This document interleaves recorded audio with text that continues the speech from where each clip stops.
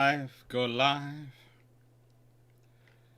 Hello everyone, apologies for running late. The computer has decided to upgrade everything. Everything has been updated. Hello everyone, how are we all doing? Why has that decided to go forward? That's not supposed to have gone forward. Pause that all. Hello. Hello everyone. Right, what have I forgotten? Oh, frig it, I forgot to go take my cough mixture. Oh, well, I hope I'm okay. If not, I'll dash in for some cough mixture. It's in... it's currently in the kitchen. I haven't been coughing much at all today, so I forgot, and with everything else on, I forgot. Basically, if I give you all the details of what did just transpired. So at about 10 to 7, I had everything pretty much set up, but saved. And then it said, Windows needs to update, this will take 4 minutes. And I thought, well, if I get the Windows update done, then I'm not going to get the notifications the whole way through to live, which will bug the out of me. So, frankly, I'll do it, because I'm a bit OCD like that. I must admit, it's one of my areas where that does show up in me. So I just thought, I'll do it. I've got the time. I did it. Then OBS needed an update. Then after that update, Windows needed another update. And so, been doing that, and then I updated OBS again, and it had lost all my settings, so I had to reconfigure everything. So, luckily I had an old save version of my settings of OBS in terms of how I had things organized, so I could rebuild it from the template, but that still took time to load up the template from where I'd hidden it in my computer from OBS, having been through that experience before, where OBS manages to conveniently wipe all your pre-saved templates. So, I do apologise for being roughly almost half an hour late. I do apologise. I don't know. How is everyone doing? How are you all doing? You go out.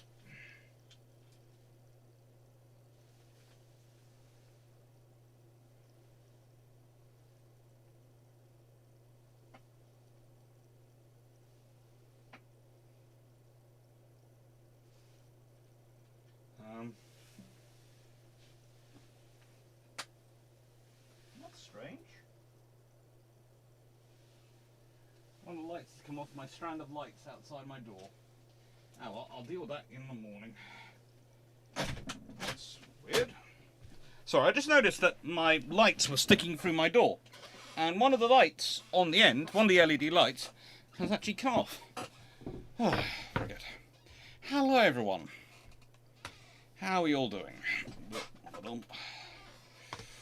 So, hello Peter Dawson, John Shea, Michael Cooch, hello. Hello Night 68 from 1984. The main reason I'm not going to answer those questions about the British carrier building plan is that,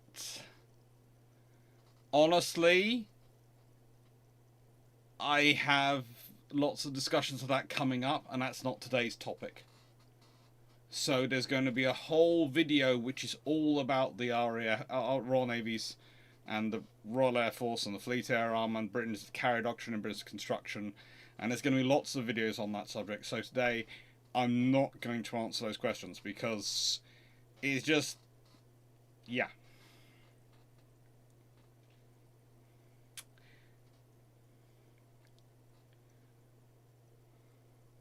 Drac will be having a migraine, but honestly, the hybrids discussion is going to be kind of short because that's the beauty of having done a video which is already sort of about hybrids.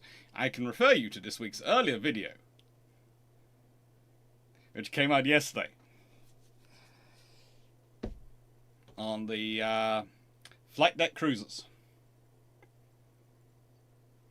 Hi Steve Richards, hi John Shea, hello Leslie Mitchell, hello Tanef Velaka, hello Dukey Petchington, hello Drakenred, hello Jonathan Burrow, hello DG40, hello Manika Sheaf, hello!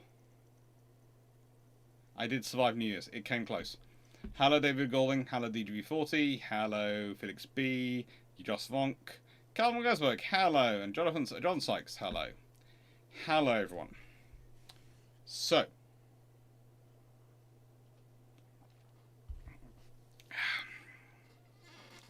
honestly, that is to an extent what the Americans were planning on building. It was kind of like the Tony class, but whereas the Tony class were seaplane cruisers, which sort of makes sense to an extent. And they have it aft and forward. It doesn't really work still. It really doesn't work. It's a kind of scenario of there is nothing this helps you with in terms of carrier operations that having another full-size carrier wouldn't do better. And there is nothing, or even a light fleet carrier doing better. And there is nothing. It's like, yeah, it's got 6 6-inch guns. In what world is 6 6-inch guns going to be enough to fight off another cruiser? It's not. Is it going to be a help in a battle line against the 4th cruiser of the enemy formation? No, it's not. It's just too little, too late, too pointless. You know, it's going to... We've got 6 6-inch guns. They're mounted fore and aft. Cute. How many has the enemy got? 12 6-inch guns. 15 6-inch guns. Why are we in anywhere, shape or form near 6-inch gun range? Can anyone please tell me? I'm not even sure why we'd be anywhere near their destroyers or 6-inch gun range of their destroyers, let alone an actual 6-inch gun range of an actual 6-inch cruiser. Anyone want to help me out here? Or in this case of, we've got 6 8-inch guns. Oh, cute. 2 triple turrets. That's lovely. That's useful. Again, fore and aft. That's fine. And again, we have no armor because actually none of our 8-inch cruisers have armor because we're the Americans and we're building scout cruisers, as I've done in the cruisers. And now we have these 6 8-inch guns, 3 fore, 3 aft, in sort of 2 turrets. So we lose a turret, we've lost 50% of firepower. But don't worry, we're up against what? Something which has 15 6-inch guns? Oh, we're going to be death by shelling, aren't we? Or we're up against something which has 12 8-inch guns. It's just... using that space and that weight for better AA defense and a slightly longer, larger hangar and basically producing a better carrier. Yeah, you can do that. Using a cruiser hull, building a carrier on top of it, as the Americans show in World War II with their light fleet carriers, you can do that very nicely. You can produce a very good looking little carrier. No. Hybrids, just no. No. No. Even the American assault carrier, which was the idea of, well, assault something, of actually converting the hours by deleting the aft turret, adding on a V runway system of two runways for Harriers and helicopters. Why? Why would you do that to yourself? Why? It's not going to help. You're going to have one runway which you're not going to use. Honestly, not going to use. I mean, maybe you designate that side as your landing flat runway and that side as your takeoff. But seeing as half the problems happen with takeoff, all that means is that you're going to have something which is going to veer into the bridge when you have an accident. I mean, it's just, no. Just, no. No! There's no reason for that.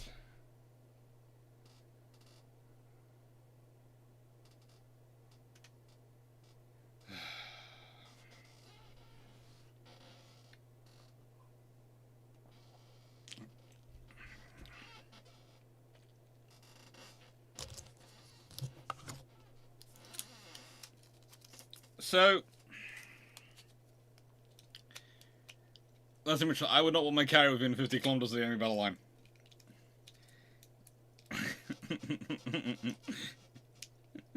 Oh, good good lord. Hello, Don Giovanni. I hope no one's getting excited on the idea of an assault to Iowa. Why? Why do you want that? Look, let me see if I can look it up.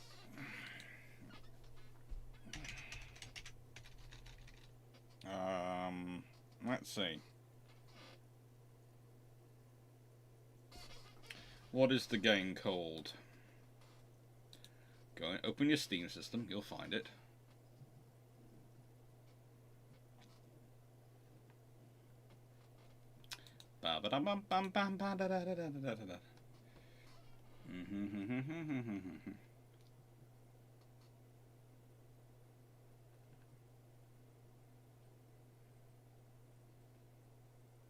Yeah.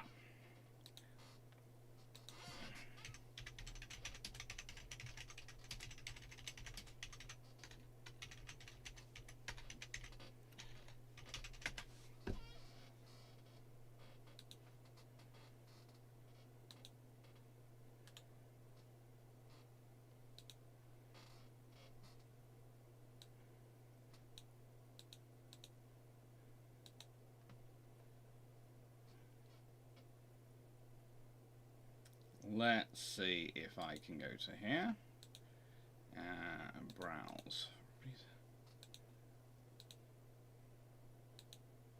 If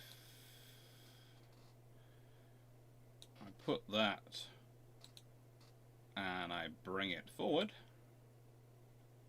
Oh no, actually I can just do this. See, this is a walking destroyer from Supreme Commander. If you want an assault battleship, attach legs to your battleship. Don't try and make it into an aircraft carrier. This is ultimately a more interesting system, and let's be honest, a more scary one, because if you find an Iowa class walking towards you, that is going to be a significant emotional event before it even fires its guns. Okay? Seriously, Iowa class on legs. I give you what you want as an assault battleship.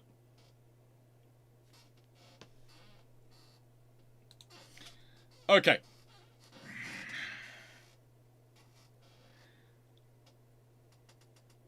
There is...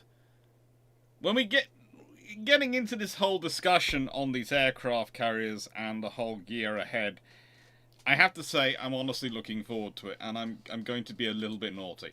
I'm going to be a little bit naughty, because I'm going to skip to the back of the video. And I'm just going to say, look, this is what we've got coming up. We've even got a Naval video, at least one planned. We've got a few link-ups planned. I've got them. Because, you see, I put down, please put your suggestions on the video. On the, you know, beginnings of Navy Aviation video. I want to, you know, put the suggestions for the year. For those 22 videos, what you'd like to see on there. And I'll try and, look through that, and I'll work it out into what I mentally think of as a lesson plan, because believe it or not, there is a lesson structure to all of these. All these videos sort of flow into each other, in that each of them are independent, but honestly it is all building up to a finality. And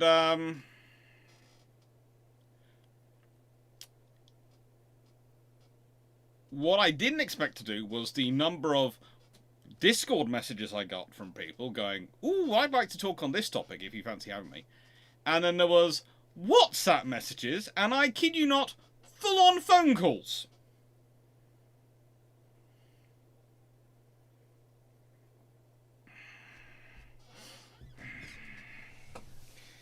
So, we've had lots of discussions about what will be coming. The never-built carriers should be an interesting one. Honestly, the whole year is something I'm going to be looking forward to. As said again, though, I am worried about it because naval aviation is my area, and academics have a habit of being very good lecturers at everything other than their own area because they are so invested into the research of that area they lose the ability to communicate with other people. It's on. Sometimes when I talk about it, there are people who turn around and go, "You're being rude about everyone else. You're saying they're dumb." No, I'm not. I'm saying that you get far enough into a field into an area of research or an area of work, you will speak in the language of that field. At which point you can become unintelligible to the people from outside that field. One of the interesting examples I often use is most people who walk into a car mechanics and hear them talking about their car. The vast majority of people, doesn't matter what's between their legs, they won't know what the frigate they're talking about. But you have to try and understand it. And the good mechanics can explain that in normal language. The bad mechanics really can't. Or rather, the bad communicators. And sometimes half the problems, I think, that come up and people using stereotypes about mechanics are mechanics get quite so into the mechanics of the car, they can't talk with people who are not mechanics, because you need a certain foundation in terms of the language of being a car mechanic to understand what they're actually saying. And it's the same with any sort of field. When you're dealing with some of the really best experts in the field, to understand what they're saying, because they speak so much in the language of that field, you already need to have a grounding in that field. Not to understand the words, but to understand the context and nuance around the phraseology being used. Another good example is when a judge writes, "This person was not helpful about a witness." In the UK, if a judge describes a witness as not helpful, that's pretty much the same thing as them saying they were absolutely rude and obfuscating. But the judge would never write that. They would just write, "They're not helpful."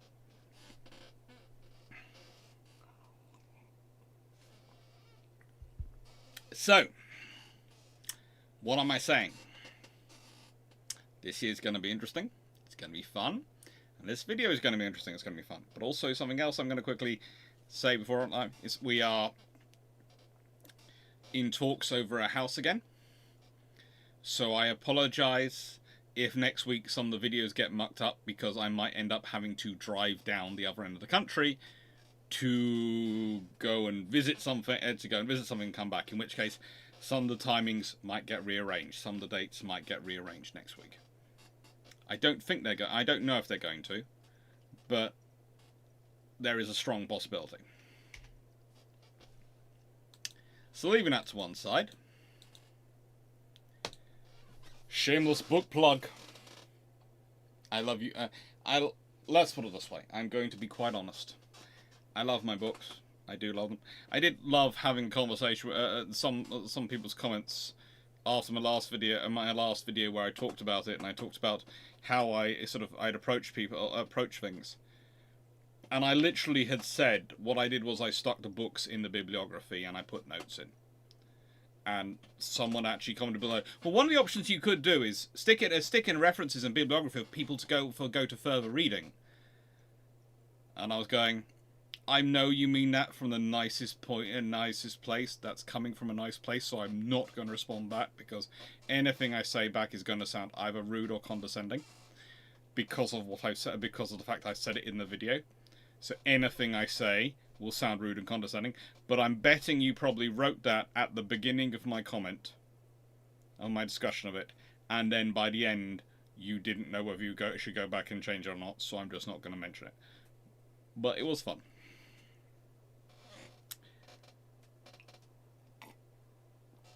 96831, I'm not ignoring you, but just as I've said, there are going to be, and I will go back to this to point out, in terms of British naval aviation discussion and the discussion of those carriers, there's going to be HMS Furious video.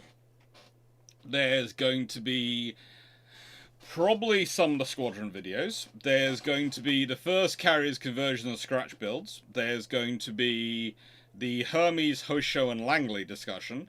There's going to be the British World War II carrier naval aviation doctrine pre-war to war, so that's going to discuss the interwar period as well. There's going to be the treaty carriers. There's going to be the carriers of the war fleet, which might also touch on that. There's going to be HMS Unicorns video. And I'm fairly certain quite a few other videos are going to be touching on those topics and discussing them. So, I'm not ignoring you. Well, I am ignoring you, but I'm just not answering questions because today's not the day to discuss it. So I understand that you're very keen on it, but all I'm saying is hold on to those questions. There are going to be future videos, there are going to be future lives, which are going to be far more appropriate for it. Okay? So,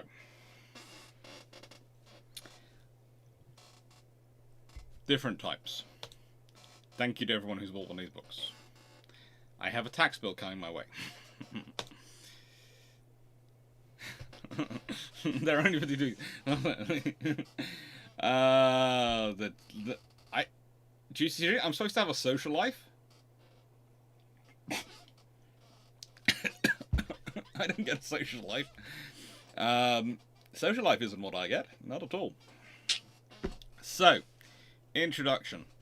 So, it's kind of interesting. This is an overview to terminology. This is a terminology video. Okay? I very quickly decided on that. When I was looking at the description, especially the initial phrasing on the question, which was, as suggested by Cody, different types of aircraft carriers, seaplane carriers, hybrids, beginning point for the aircraft carrier. So basically, this is going to be a terminology introduction. This is going to be a video which, hopefully, from about this point onwards, hello, Jonathan. Take care, Jonathan.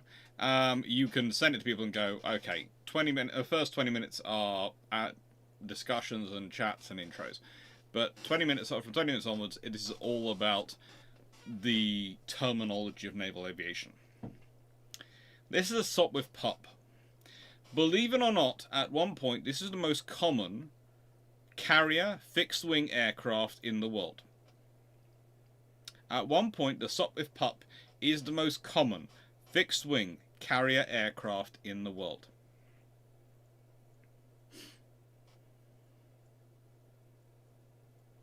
It's a lovely aircraft. It's a very stable to fly, very easy to fly aircraft. In many ways, it's frankly easier to use than the Camel. The Pup is a very genteel lady to fly. It's a very genteel lady to fly, and that's its pilot's description of it. It's easy on, compared to some of the other types, it's easy. It's just, it flows, and it's a very natural fighter for its period. And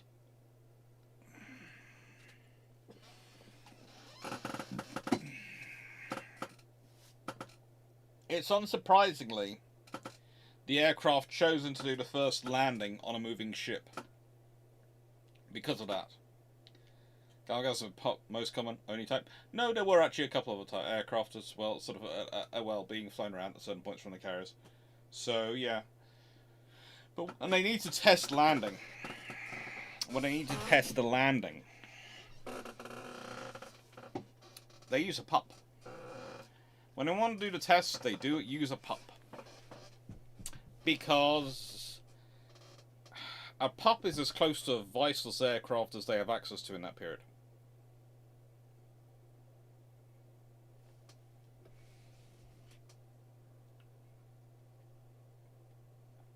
Just a quick answer to your question, Spencer Jones. Would pulling off the cruiser scale turrets from Lexington, and for that matter the Nelsons, be a workable idea to make some cruisers quickly in the 30s?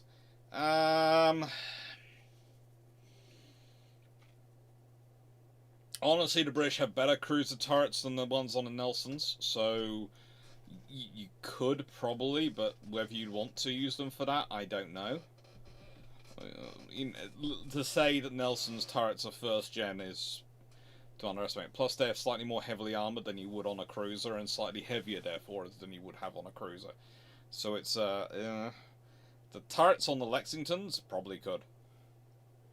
But there again, it's also going to be a very old turret for what you could build in the period. But there again, it's an available turret you don't have to build.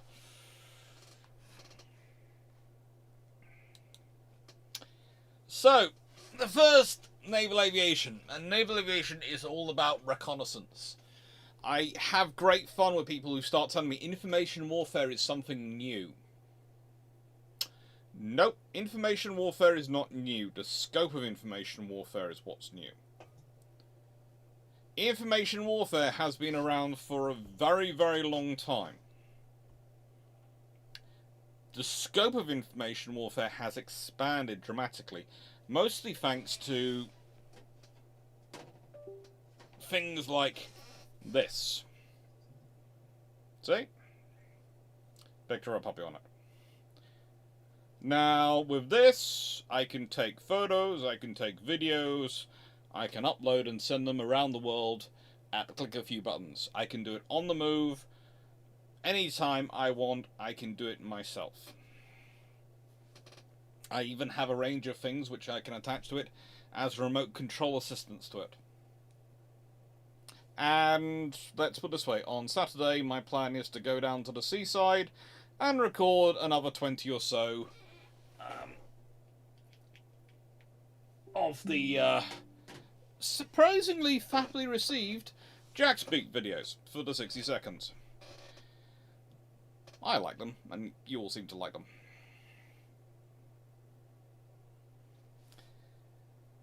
The reason I say the scope has expanded, rather than the metadata, Paul from Chicago, and there's a reason for this. Information warfare used to be about the information which was going to a very small group of people. Used to be a very small amount of people who could find the information, very small group of people who could spread the information, and a very small group of people who could make decisions based off the information. It doesn't matter in the 18th century, the 19th century, to an extent, but also in the late 18th century, early 19th century. Doesn't matter what the newspapers in London are saying to your average person working in the countryside. Even your average person working in London doesn't take any frigging notice of the newspapers. They're all they're all chip paper. The reason that happens much a lot later, but we'll leave that to one side. The reason I say that is because for a long time, lots of people do not have access to the spreading of information. This is why we consider it the scope. People often talk about information warfare as something which has come of age with the computer, and that's made it a little easier. But they're forgetting the thing which has really made it become broad: the ability of large proportion of the population to read and write. To read and to write. Phones are great, but if you don't have the ability to read, you can't get more information. Now, yes, of course, you can view images, and yes, we can talk about all these things, but still, it's information warfare. The thing is, the first step of information warfare is acquiring that information. It's acquiring the information. And the first real version of this you have, in terms of naval terms, is our balloon carriers. Let's be honest, that's the first time you go, hang on, we want to go higher than we can on the ship. Well, balloon carriers. And they're around even before this. The thing is, they are about getting better information, about knowing what you're dealing with. Hello, Paul Amos. Hello, Mole's Revenge, and hello, everyone else. They're about you being able to plot the fall of shot, but also seeing what your opponent's doing, having an idea. Information warfare is about three things, really. It's about what do you know, what does your enemy know, what does your enemy know about what you know, and who are you sharing that information with? One of the things I'd argue that recently we've seen a lot of is an information battle to combat a component to battlefields, whereby often the person who's first to get the images to the wider public is able to control the narrative, set the tone of the discussion, which has led to some people actually disseminating information before they even really knew what was going on, which gets them into trouble. It's quite funny to watch. But we'll leave it to one side. What has really changed is the pace and development and speed of that information warfare. But again, we go back to this. In this period, was the information about spreading it around? Well, to be honest, yes, reporters were taken up. But also, this was about what spotter taking photos, about spotting what the enemy was doing, about plotting the fuller shot. It's about acquiring information and using that information. And balloon carriers were all into this. They were all about, in many ways, the visual acquisition of information. Okay?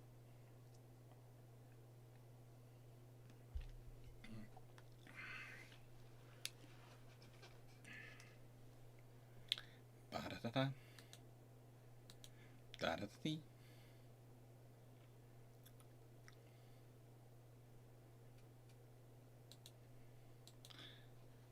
Okay. Please note, I've decided YouTube is trying a single-handed methodology to try and distract me at certain points, because what just flashed up in the corner, for me to... About as I've told you before, I have various things flash up in the corner on YouTube, was Megatron's Spa Day. How is anyone supposed to see that flash up in the corner and not go, what the friggate's going on?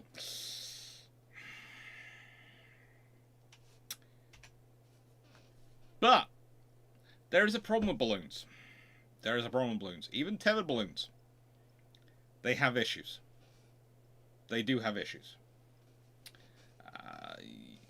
You've got getting information down and up. You know, you can stick an extra cable in. But they can also get shot at quite easily because they're not really moving around much. And there's limits to what they can see. They are basically you getting a very high mast. They're not you much help with many things. But I would like to tell you this. I find this very interesting every time I do it. The amount of people who keep talking to me about the idea of sticking radar on a tether or on a tethered drone of some kind that would take the radar up high and provide the constant data flow back to the ship to increase the horizon. And it would work. Admittedly, that would make the tether now the #1 target for anything. I'd be aiming for that tether over all other options. But the thing is, if we're honest, it's just just making every ship into a sort of version of a balloon carrier. But they keep telling me it's a brand new idea. Then we have the overdeck editions. Oh. The overdeck editions.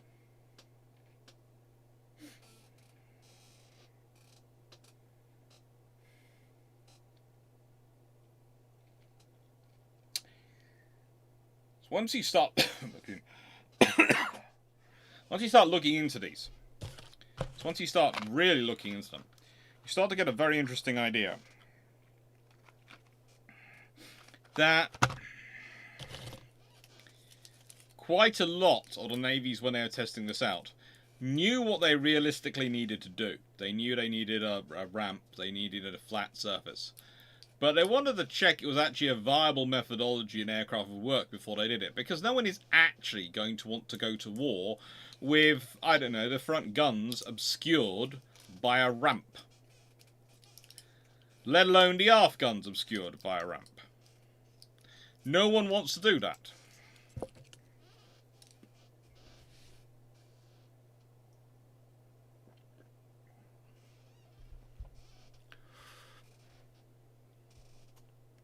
It's just going to be annoying. But this was a sort of a period they go through. And honestly, you can say that to an extent they solves the problem of catapults. But then they have the problem that they're going to need to pretty much stop the ship to recover the aircraft. And that causes a lot of trouble. Stopping the ship to recover the aircraft, oh, that's not something they want to do. Because, again, for the Royal Navy, there is the memory of Abercur, Cressy and Hogue. The Americans are sort of more keen on it than most, and even they think it's a silly idea.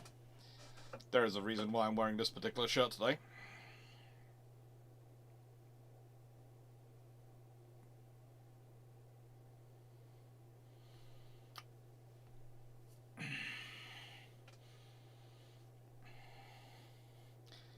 And the Japanese, well, they quite quickly end up going down the, we want either a dedicated carrier, which is going to be fitted with very specialist equipment, which is also going to weigh up, that's going to hopefully be able to quickly recover any aircraft it deploys, or we don't want to really do it. Now, Spencer Jones just asked a question, and straightforward when watching the comments on Ryujo. Namely, if you designed her, or something like her, to the full 10,000 tons versus the original 8,000 tons, could you get something useful? Yes, you could get something useful for 10,000 tons, but you'd have to accept that you're not going to get a full fleet carrier air group. The moment you accept you're not going to get 48 aircraft, or a full fleet carrier air group, that you're going to be a lot easier.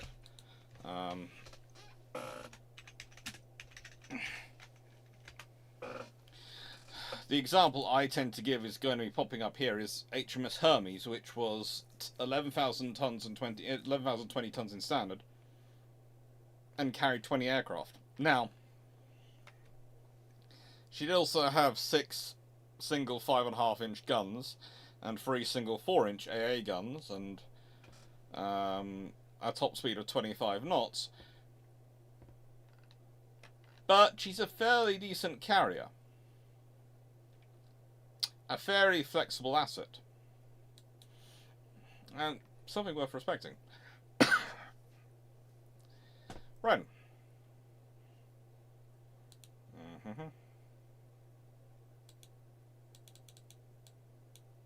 And that's gone too far the other way.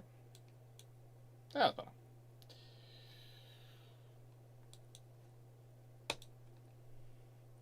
Now, the initial carriers were, of course, all conversions, all testing ships like this original Hermes. And yes, the Royal Navy had a few ships named Hermes. 1796, they had a 12-gun brig sloop. 1798, a 22-gun ship. 1803, a 16-gun sloop. 1811, a 20-gun sick freight. You might notice there's a theme going on here. 1816, there was HMS Minotaur, which was a third-rate vessel, which was renamed as Hermes in 1866. 1898, it was a high-flyer class cruiser.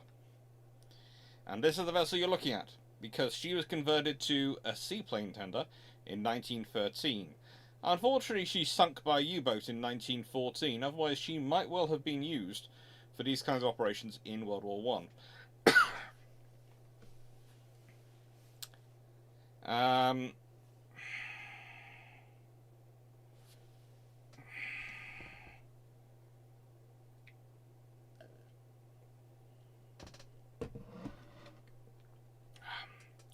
I'd like you to all know that there is still an HMS Hermes in existence, because the aircraft carrier ship control center training simulator, which is in HMS Sultan, the school, the Defence School of Marine Engineering in Gosport, is named HMS Hermes. So when you want to go and be trained ashore to go and manage an aircraft carrier, you go to HMS Hermes. Usually the most famous one, the one with that name, was the R-12, the Central class light fleet carrier, which originally been called HMS Elephant, which was used in the Falklands War by the Royal Navy, then sold to the Indian Navy, and served as Virat till 2017. But at this point, we're talking about this vessel. And this vessel, literally, to be converted, had to lose guns and have canvas.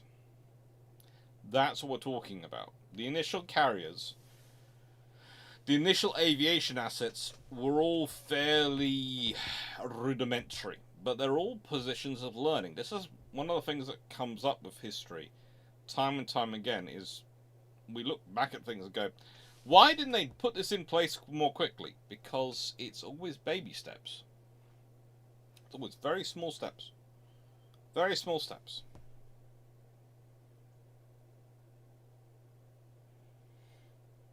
Oh, the thing is, if you call it HMS Hermes, then it has something for it. If you use that name for it, you have something. It's still connected to the aircraft carrier program. And let's be honest, we all know that if the Queen Elizabeth class had had a third ship, it would have been Ark Royal. But the interesting question comes up: if the Queen Elizabeth class had been built as four ships in the class, what would have been the fourth name to have been used for them? There's a good argument it would have been Hermes.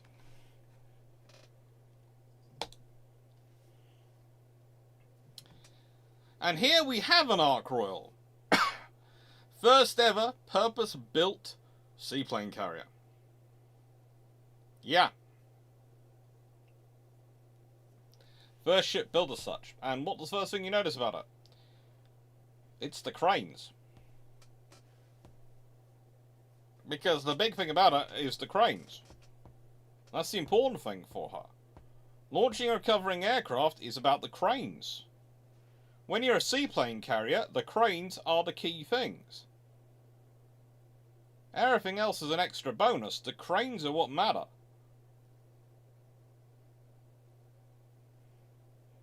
So often, when you look at these vessels, you'll see them and look at them and go, that looks like a ferry. That looks like... Well, that's because they are converted ferries. They're anything which could actually provide a safe haven for the seaplanes. They were fine. But that's a seaplane carrier.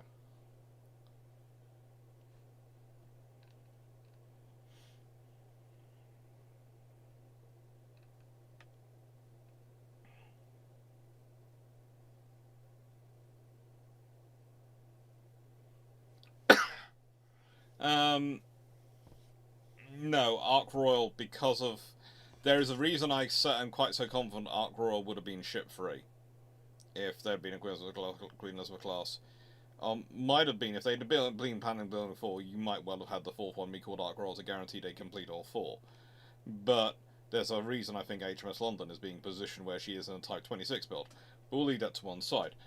If they're building a 4-ship class, I'm not sure if Eagle wins out against Hermes.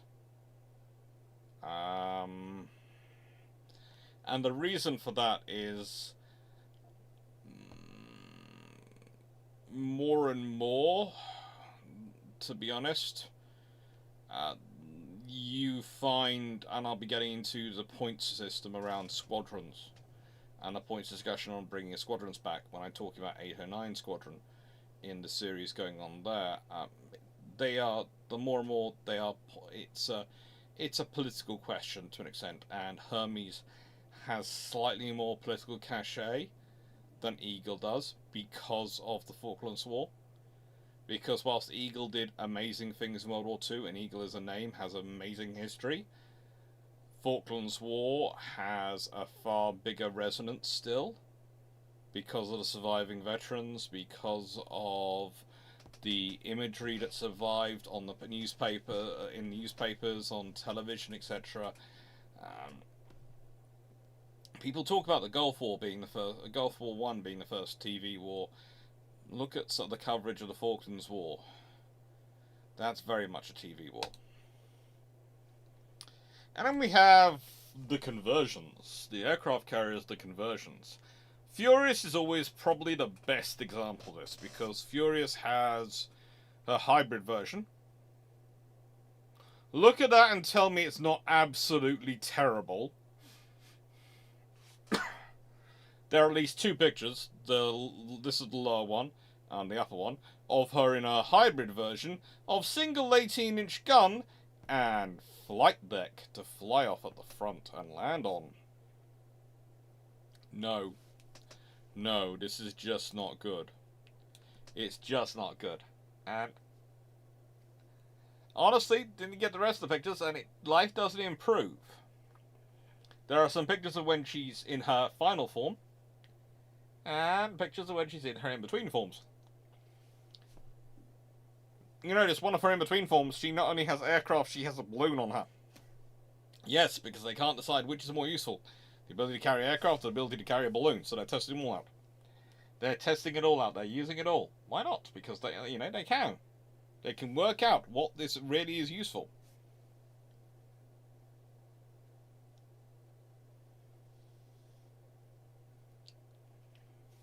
It's fun. It's an interesting ship, and you can see here, you can see on the case of Furious, here it's got its forward conning position raised as well.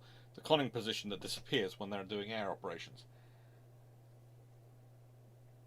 Again, that's always a discussion that comes up for people, is going, well, why don't you put a conning position forward underneath the flight deck? Why not put a conning position there?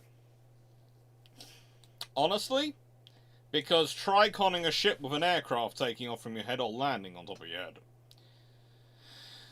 It might not happen that often. You might go, well, it's only going to be a few minutes every hour, but it's going to be a few minutes of absolute torture every hour, which is going to massively disrupt all operations. It also means it's very difficult for you. You're going to need an island position or some position off to watch the flight deck anyway. And that position has got to have fairly good communications with the conning crew, because they've got to control the ship while it's having those scenarios going on, which is why you end up with the island structure you do.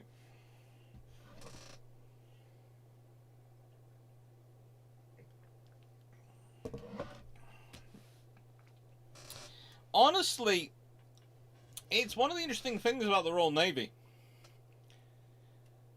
As the ones who produce the, I would argue, the fightingest carriers, in that, as far as I know, only Royal Navy carriers have ever engaged in a surface action battle with enemy heavy cruisers, and only Royal Navy carriers have ever carried out a bombardment with their own guns. I can't remember an American carrier getting into that sort of scrapes. The American carriers are very much fighting carriers, and do massive airstrikes and wage very big battles.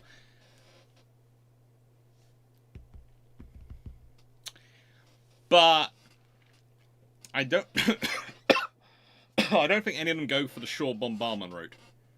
I don't think they do that.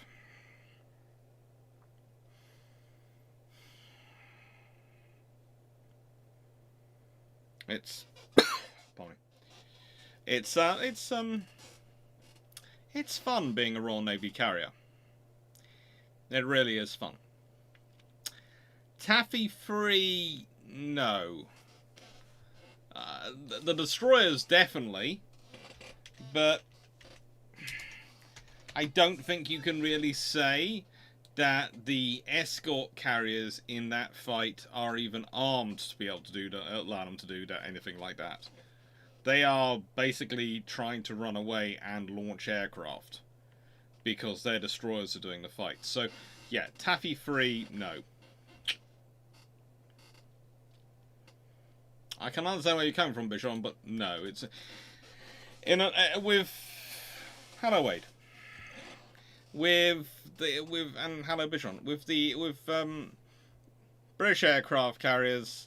I'm not saying they'd turn around and charge the Japanese as if they'd been in a taffy-free place, because I don't think any escort carrier would sensibly charge the Japanese fleet, but British carriers might have been slightly slower at withdrawing because they've been trying to get their guns around the face of them or something.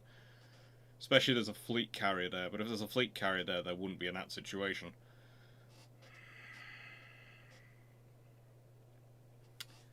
So, we have Furious. Now, there is often discussion again, and that comes up, I'm going to get into this one quickly, but I'm going to do a full video on Furious. Modernization of aircraft carriers prior to World War II. You have to remember that as far as the treaty system went, which the Royal Navy was still being sort of loosely kept to, honestly, they were probably going to get rid of Furious. I wouldn't be surprised if Courageous and Glorious have found themselves stuck in reserve. Eagle was probably going to go. Hermes, I think, was going to go. Argus was going to go. Because, frankly, they're replacing them. They're building the Illustrious class. They've got the Implacables coming. They don't need them. And treaty limit-wise, they are really pushing the edge with the Illustrious class and the Implacables and Ark Royal. You have to remember that is 7 ships. So that means they're already over the treaty limits. already over the treaty limits, even if they are roughly 23,000 tons. Because they're supposed to deliver to 135,000 tons, so they are already building 140 something thousand tons. So the British originally were planning the Illustrious class, under the treaty scenario, would have been planning the Illustrious class Ark Royal, and that's 5 of your carriers. And then they only can have 2 more. Or they can have 5 of them. It's 23,000 tons for the Illustrious class. That's 115,000 tons. 22,000 tons for Ark Royal. That's 137,000 tons in standard. Hang on, for Illustrious class, that's 92,000 tons. That's 22. So that's 100. That's what's that? What is that going to be? That's going to be 114,000. Is it going to be 114? Yeah, 114,000 tons between Ark Royal and the 4 Illustriouses. That leaves 21,000 tons for another carrier under the treaty limits.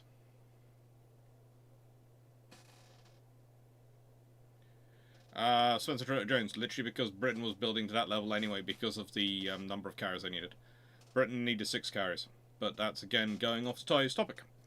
I'm not going to go into that in too much detail.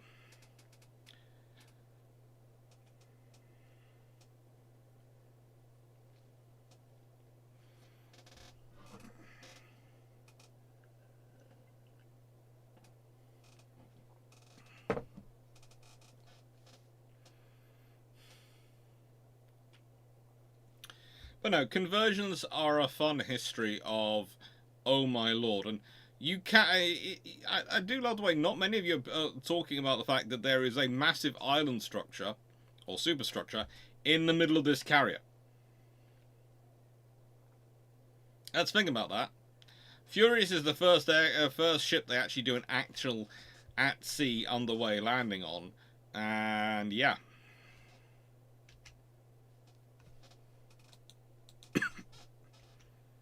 I think I might be making a dash for my Benelin in a second.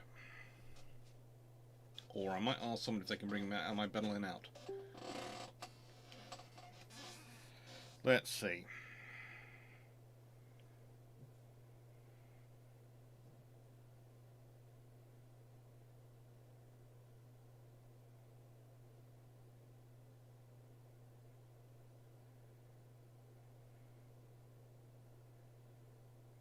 Let's see.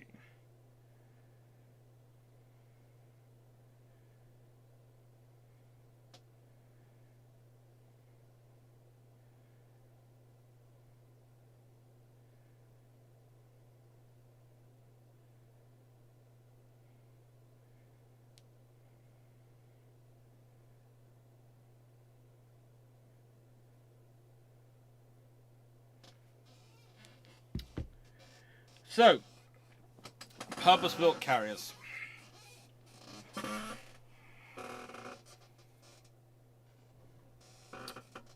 Purpose-built carriers.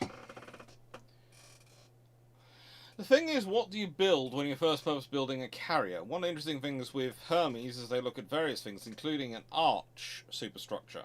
The idea being you'd have structures on both sides, and then you'd have the bridge, etc., literally as a bridge over it.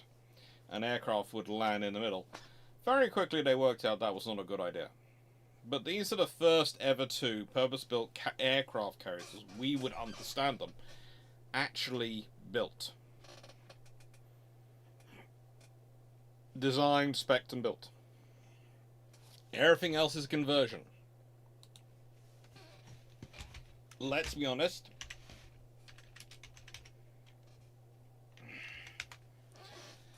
Even the Langley is a conversion. The first carrier for the United States. She's a converted collier. She was originally the USS Jupiter, a Navy Fleet collier number 3. So, she's a good ship, but she's still a conversion. Hosho and Hermes are the first custom built.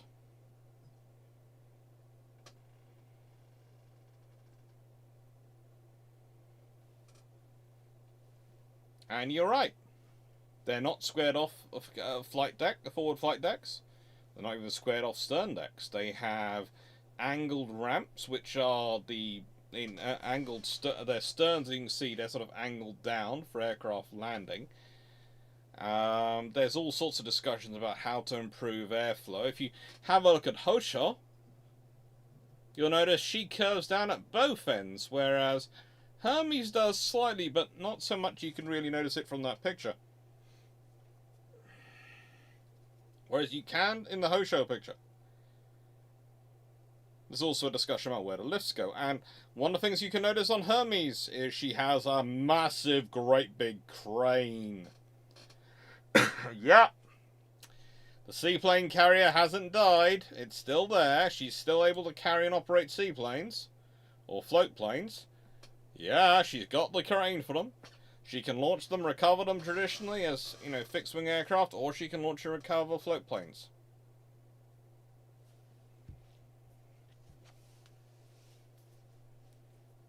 And it's all viable. It's all possible. And it all works for her.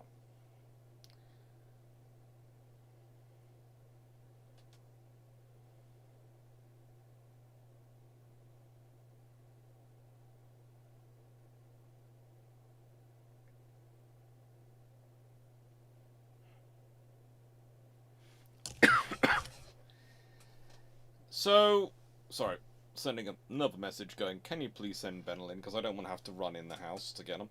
Get it? This is all about flexibility of operation. These are test beds.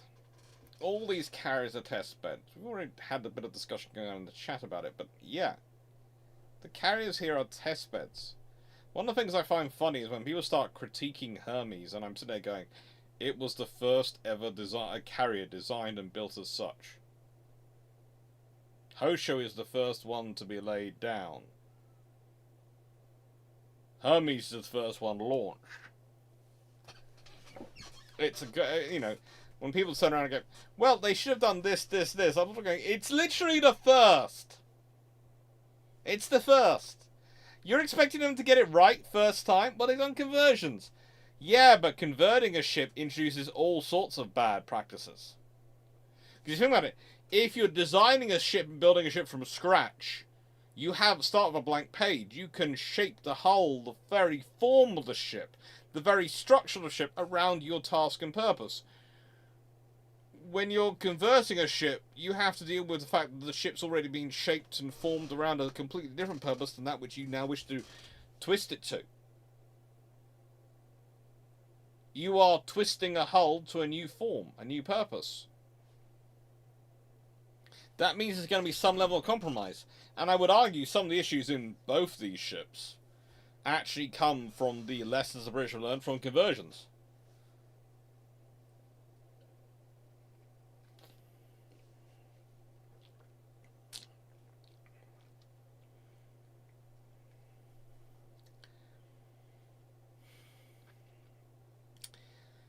And the thing is, the more you build, the more you convert, the more you can test. The more you can develop something. So, everything that's built gives you more information about what to build, about what to shape. The more carriers you have, the more information you have. The more capabilities you have.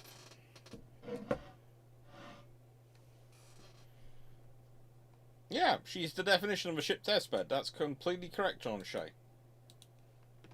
She is very much not built as something which is, how do I put this politely?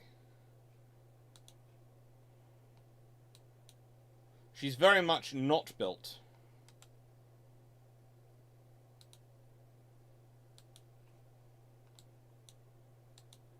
as a finished product. She's built as a, we're developing this.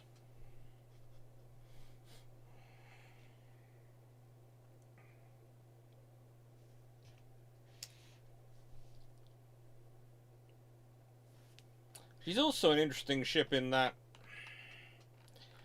realistically, when you're looking at her things like her armament, she has 6 5.5-inch guns, 3 on each side of the ship. She also has 3 4-inch anti-aircraft guns, and she has a 3-inch waterline belt.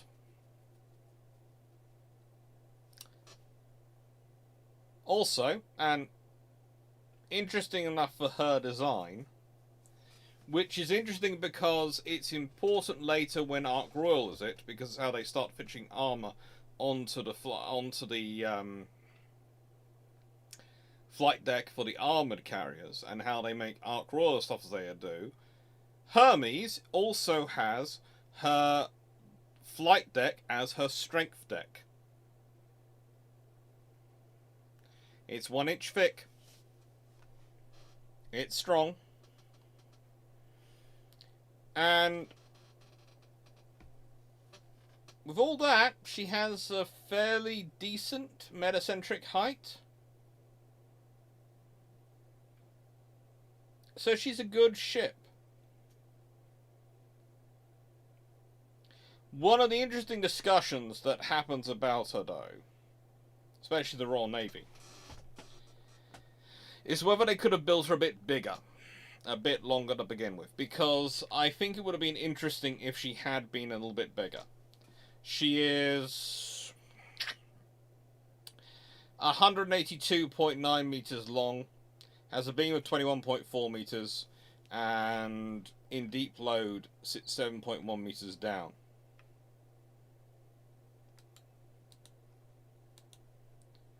She is in every way bigger than Hosho.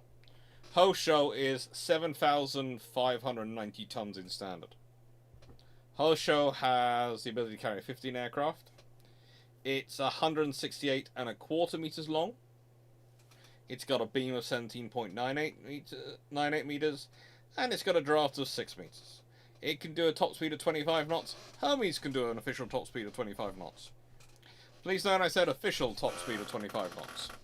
The reason I have a little bit of a doubt about it was because I am told that on a windless day they managed to get an aircraft off the deck which would have needed at least 26, 27 knots of air going across the deck. Now, that is a fudgeable, so I think it's probably not doing much more than 25 knots, i.e. not a full 26 knots, but I think it could have been doing roughly 25 and a half or something knots. For its time, hangar height is fine. Lifts are 36 by 36.6 feet, i.e. 11 by 11.2 meters.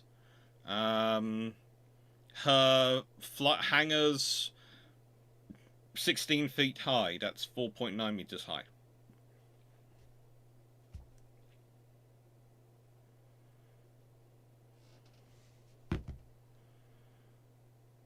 She's a decent vessel. What's interesting is that a ship which is of overall length 182.9 meters, her hangar was 121.9 meters long. And for a ship which is of beam 21.4 meters, her hangar is 15.2 meters wide.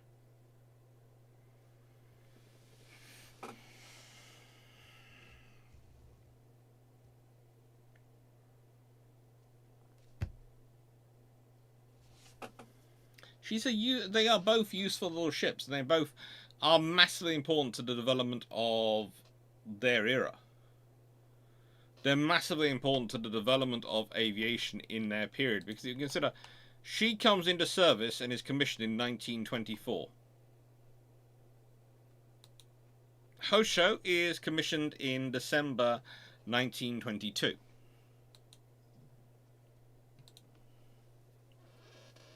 Now, the reason why Hosho is commissioned so much more quickly than Hermes is Hermes goes for a lot of testing before she's commissioned. Remember, the British don't commission a ship till it's gone for its testing. And the British have a lot of testing planned for Hermes while it's still in the experimental set. But more importantly, the British have other carriers in the service. Hosho coming into service is a big thing for Japan. Japan has been in love with naval aviation from the get-go. They push seaplane carriers, as I talked about in the beginning of naval aviation. They're some of the first people to do the attacks with using seaplane carriers. They are really excited by the abilities of aviation and the way it can benefit their ability to project naval power. Okay.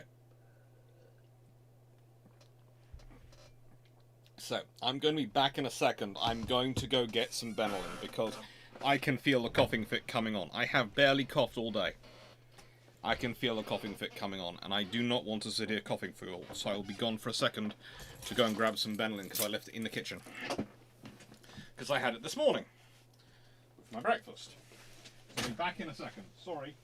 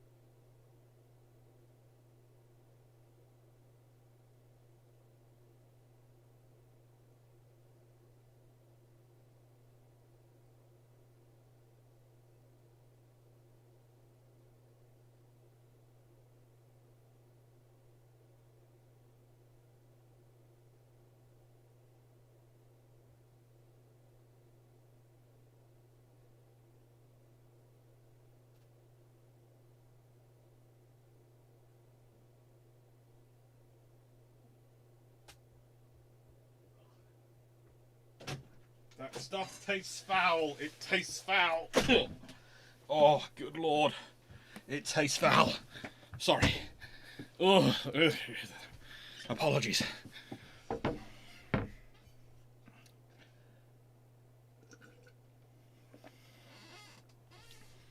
Oh, there's various flags and putting everything. And basically, they're sort of, I'd say, this picture, they are at the point of dressing ship and preparing for various ceremonials. So I think they have various structures erected for that scenario on that. Yeah, well, I was told to take Benylin morning and evening. Give me a second. That's better. Before that becomes a snotty thing. Oh. I do try and take Benylin as directed. But it normally sees me for a few hours. So I took it this morning, and it was okay, and I haven't coughed all day, so I didn't bother delaying us even more at the beginning. So, some comparisons of what we have going on in this period. We have the Lexington class. They are massive. That's what you get when you convert full-size battle cruisers. There is a difference between converting a large light cruiser of the era and a battle cruiser of the era.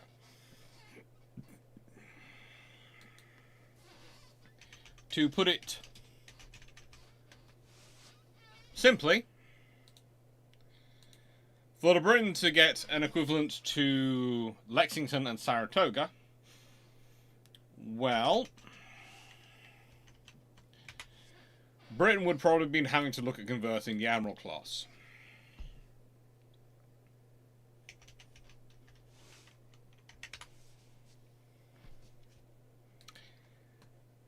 The Courageous class start out at 238 meters long. And as aircraft carriers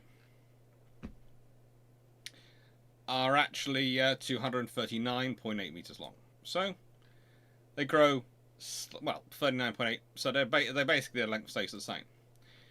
The Lexington class,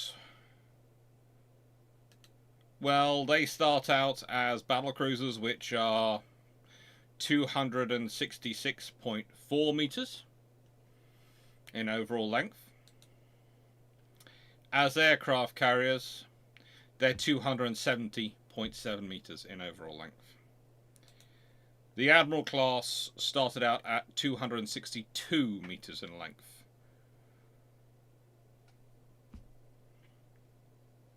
So the moment you're converting ships like that, you're already converting on a smaller scale, and I think that's one of the few good arguments used for Courageous and Glorious and Furious to be Courageous and Glorious to be Britain's conversions rather than Admiral class. Is literally they are going to be smaller and lighter, and what matters to the Royal Navy is numbers of hulls it has. So that is the advantage.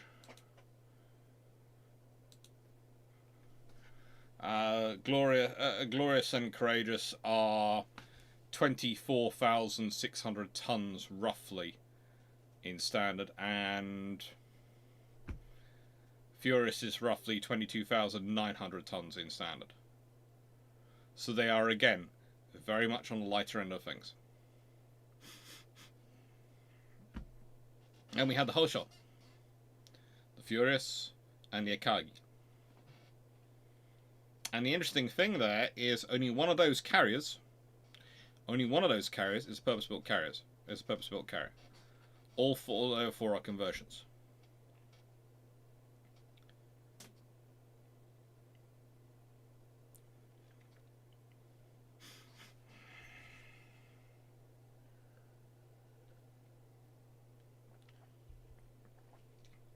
And from the very get-go,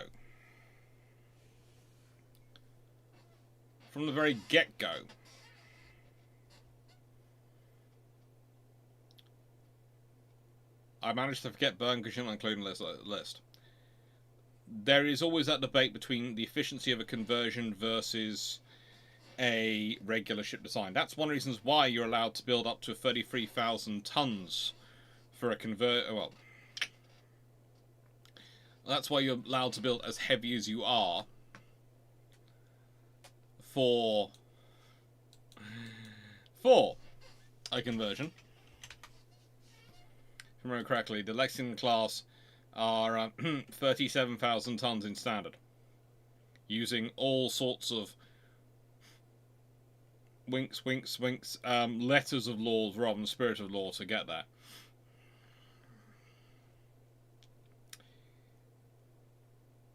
They are truly massive and truly capable vessels, but the moment you have them, that's a lot of your carrier tonnage, a lot of your allocated carrier tonnage, which is devoted to two hulls. You can't make ships bigger. Let's put it this way. You can, but it's a lot of very modern technology to rip a ship apart and make it bigger. If you're going to be using it as a warship, even an aircraft carrier, which is not supposed to be in the fighting line, it's still not an advisable procedure in this period, because the tech level just isn't there to support it. So there's no point making it. You can't turn around and make the Courageous class bigger. Also, if you do that, that's going to require a lot of weight, which is going to eat up your total cumulative allowance.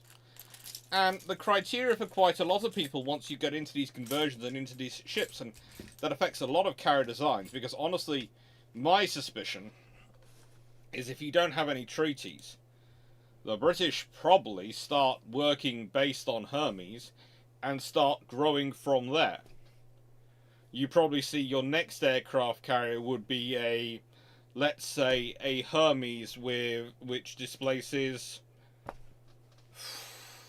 22,000 tons. They grow it in scope. It has four steam turbines. It has 4 steam turbines. It has 4 shafts. It probably has a speed of roughly 30 knots. That's probably what you'd be looking at. The British would grow on the Hermes design and build purpose-built carriers. I think the Japanese would probably have developed more. I think they looked at Hosha, looked at Hermes and gone, we can build something better.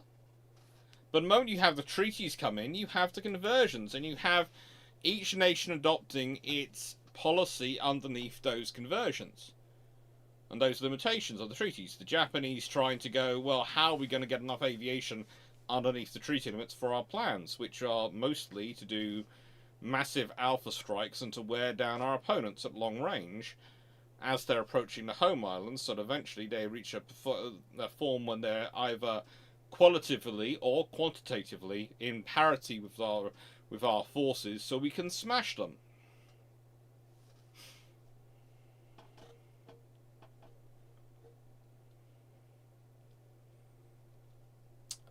But, for the Americans, they've got Saratoga and Lexington, which are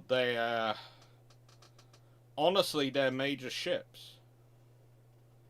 Let's be honest, Saratoga and Lexington for a while are some of the biggest, sexiest airships the US Navy has. They are status symbols in their right. They are the largest carriers in the world. Okay, yes, usually you will have only one of them available most of the time, apart from when you range exercise, etc., because of the needs of refit, etc. And there are limitations to that flexibility, but you have them. I honestly think if the Americans had gone down a conversion route anyway, the British would have ended up wanting to build something bigger. It's the really interesting thing. You don't get a race in terms of carrier construction because of the treaty limits. But you also get a very different race in terms of carrier construction because it's a bit of a qualitative race anyway. But the British immediately almost sort of leave the size race of who's going to have the biggest carrier up to the Americans and the Japanese, because the British don't need the biggest carrier, they need the most carriers. For Britain, it's always about defence of the empire. And then you have the Bern wandering around, and the Italians have their seaplane carriers. The Italian seaplane carriers are critical vessels. They really are. And I'm going to be... There is a reason why, if you were watching this slide, if we go back to it very carefully, we talked about this earlier. There is a reason why where is it? Where did I stuck it? I was very careful about where I stuck it. Ah, yes. In February, we have the conception, operation, and conclusion of the Europa and the Giuseppe Maraglia, which are the 2 Italian seaplane carriers. And it's one of the other reasons I find they're not having an aircraft carrier most interesting, because the Italians and the French are both involved in aviation from the earliest days. And the Italians have seaplane carriers, and they really love them, but they always want something more from them. They're always open about saying they want something more.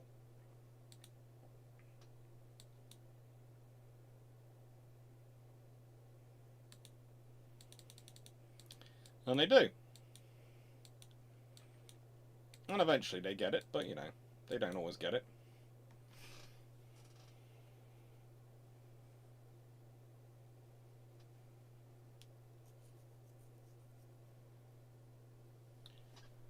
Hermes, could she have been laid down? If she's ordered in April 1917, could she have been laid down earlier than January 1918? Potentially, but the thing is, they're being sure about the design, so they're taking their time. And she's being given to Armstrong Whitworth, and really, let's be honest, the hold up for her isn't the laying down, it isn't the construction of Armstrong Whitworth. It's the 5 years, broadly. Well, actually, it's less than 5 years. That's 4.5 years will be kindish. 4.5 years are from her launching to her commissioning. That's a long time in her entering service. And that mainly comes about because of them testing her.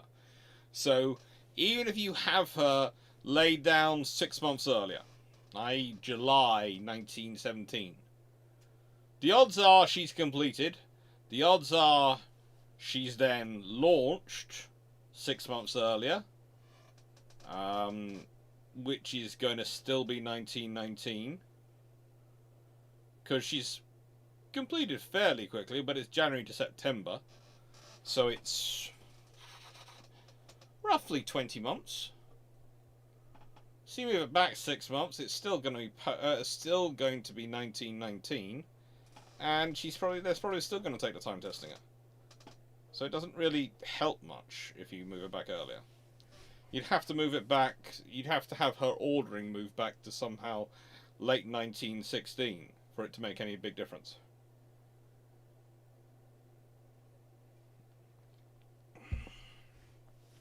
And her to be literally laid down January 1917. Then she pretty much probably commissioned September 1918 and in service maybe even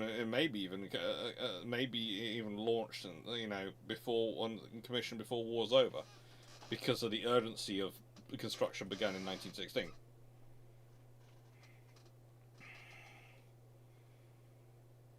But no, the treaties do have an impact on aircraft carrier development because for many years the most common ships in the world are conversions.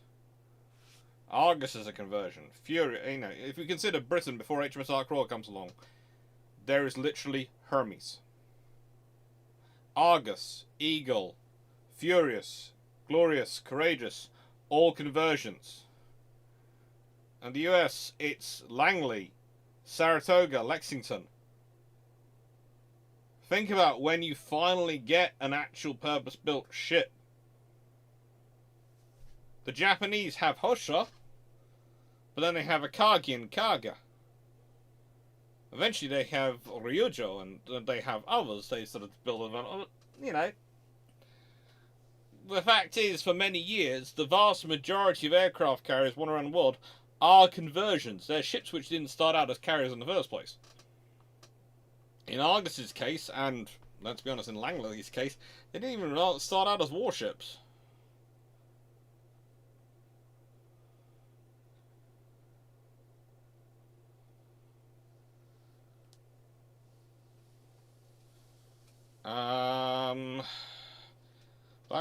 If several Hermes carriers were ordered, could this... Well, it depends if they've been built. It's going to change things. Honestly, for Britain... Pardon me. For Britain... I haven't coughed for pretty much the last 2 days, and suddenly I'm on a live and I'm coughing. For Britain... Aircraft carriers, they broadly speaking would need at least 10 of that scenario. So if you would have a scenario where Britain was allowed 10 and America was allowed 10 at 27,000 tons a carrier, so they're allowed 270,000 tons of carriers, then Britain probably sets out to build, 12. But the thing is, if you're dividing 270,000 tons by 12, well, you've got 22,500 tons of average per carrier. That's quite good to work out with 22,500 tons per carrier. You can build 12 Ark Royals for that figure roughly.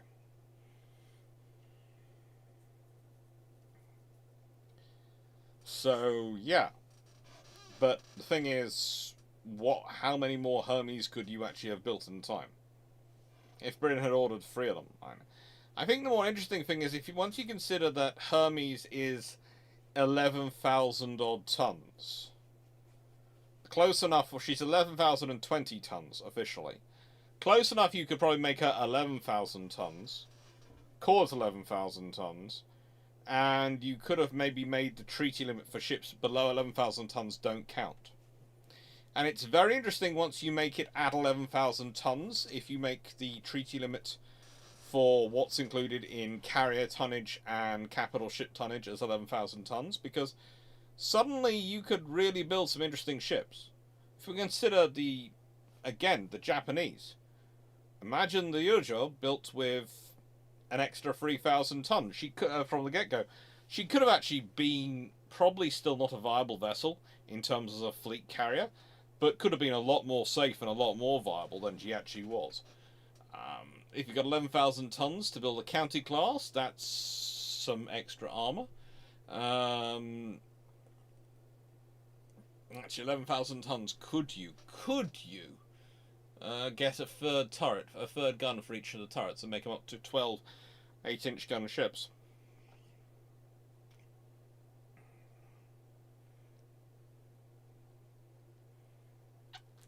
Probably not, but it's an interesting idea.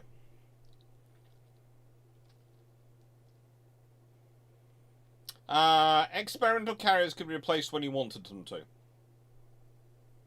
So any carrier or any ship which was based on a hull which had been launched prior to the Washington Naval Treaty could be replaced whenever you needed to be replaced, because they're all considered experimental.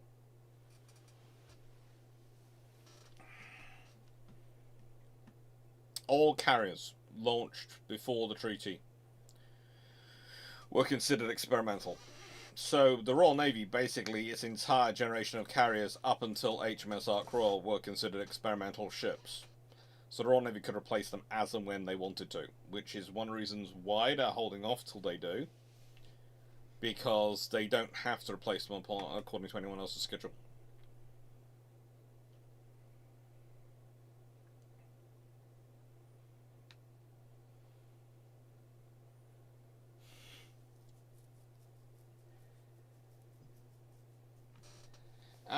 Actually, it's not. Honestly, Paul Amos, it's not the Air Ministry at this point.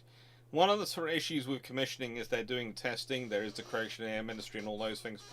But the big problem is really government trying to wind down the naval spending on all sorts of things because the war's over.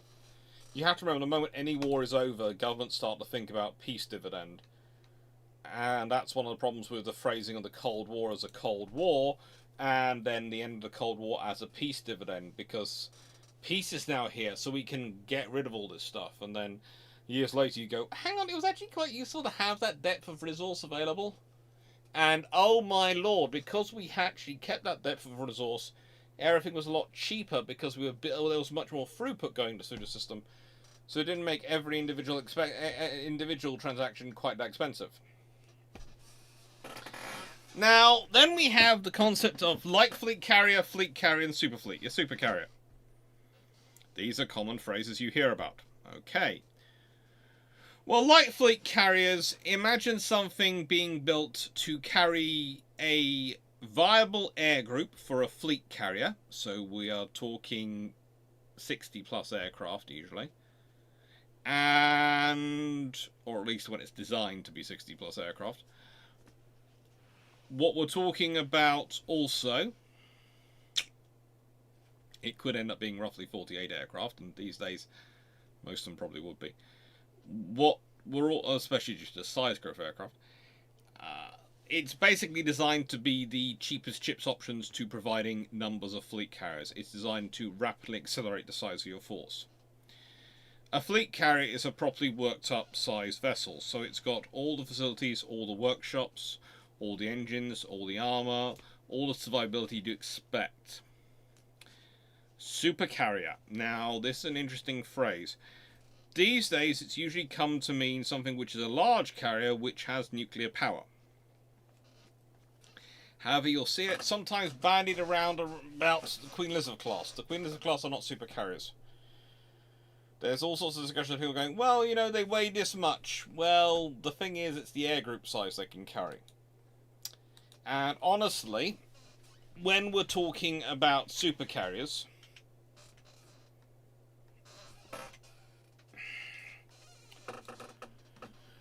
we're talking about something which is from the ground up designed to carry 70 plus aircraft. So definitely a fleet air group. When a Forrestal class, they peak out at roughly 90 aircraft. And they're a good example of it. You know, you're talking about the best part, you know, the best part of most countries' air forces. Once you're dealing... The point about a supercarrier is that on its own, it should be a self-contained air force in comparison to most other formations in terms of its air group. The air group on a fleet carrier is able to do all the fleet carrier duties. Air defense, strike, the lot. A light fleet carrier might have to skimp or focus on those duties. So it might be anti-submarine warfare, it might be strike, it might be air defense. It will have to focus in to an extent. It will have the full-rounded capabilities, but it will have a focus in its role and its aircraft types. Fleet carrier won't have a focus, it will be able to do all the duties. A supercarrier will be able to do all the duties plus the range of other ones. So basically, it's a mobile air force. And that's, broadly speaking, how we work it through. There are always people who come up with other definitions, but I, as a rule, tend to use the Forrestals as the first.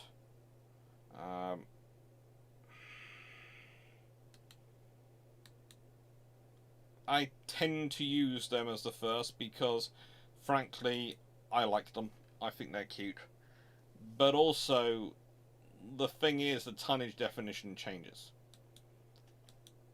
The Forrestals were 81,000 tons fully loaded. The Kitty Hawks, which came after them, they are 83,000 tons fully loaded. Enterprise, which came after them, well, she was 95,000 tons fully loaded. The Nimitz class came along, and they are 106,000 tons fully loaded in some of the later versions. And the Ford class is after that, and they are over 100,000 tons fully loaded.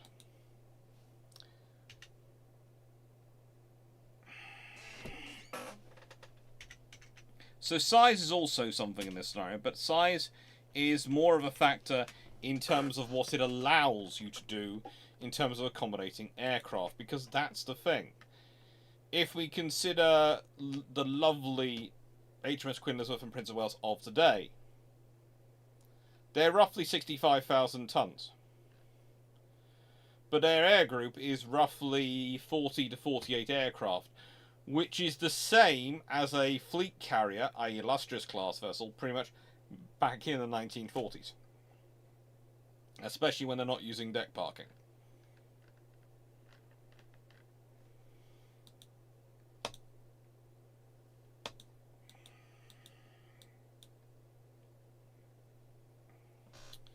Will the Clemenceau be considered light carriers for the time? There is a strong debate whether the Clemenceaus are light fleet carriers or full fleet carriers. I would argue they are definitely closer to the light fleet carriers, but that's me sometimes being accused of being slightly partisan on that. I do have interesting fun in that. Some do like to tell me what various people around the internet are thinking of me. And I always find it funny when people sort of say I'm an empire apologist, or I'm just promoting Britain as a empire or something, or those things, and I just find it funny because that's not me at all. But when we're looking at the aircraft carrier designs in this period, and as we go on with France, France takes a lot of their cues from the British Light Fleet carriers, which are the ones which more nations are familiar with than almost anyone else, especially European nations. There's a lot of them which have operated the British Light Fleet carriers. There's a lot of other allies of France which are British Light Fleet carriers, and Light Fleet carriers are perceived by many to be some of the most, how do I put this? Some of the most effective one of the most effective carrier designs to come out of World War II. And it's effective for a reason, in that its crew requirements, if we consider the Light Fleet carrier,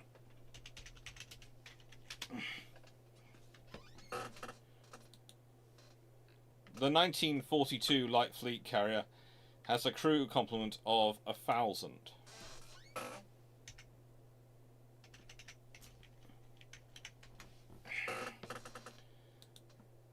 Including air group and everything else. The Essex class had a complement of closer to 2,600. If you're most of the European powers and most of the other powers in the world, you don't want to be sticking over 2,600 personnel in a single ship. So the light fleets become sort of the de facto model because they are viable in that role. Now, you then have the Central class, which come afterwards, which do have a crew requirement and a personnel requirement of quite an astonishing 1,000, well, roughly 825 or something like that.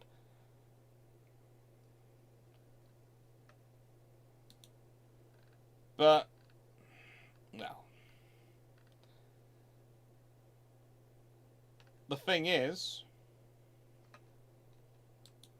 very quickly, people start looking at the earlier British carriers and the lower numbers and start going, we'd like to look from that as our idea basis. Literally for the numbers, bro. And there's also a difference between the wartime crew and the peacetime crew of some of those vessels.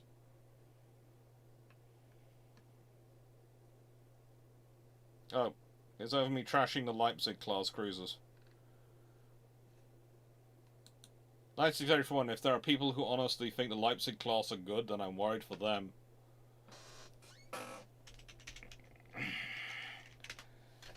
I just would happily go on the record that I will take any insult which comes over my view of the Leipzig class, because frankly the Leipzig class are just not good.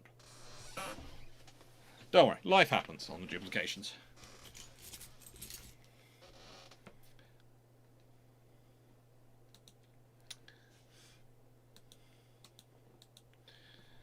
Black Mouse, could the F4 Phantom take off the Clemenceau? Well, let's put it this way. The answer I would give to that is, as it was all spec'd, no. However, could it be adapted to take off the Clemenceau? Could the Clemenceau be adapted to support the Phantom taking off? Well, that, of course, is always a question of how much money are you willing to spend? You tell me how much of your piggy banking you're prepared to hand over, I'll tell you how much it'll cost.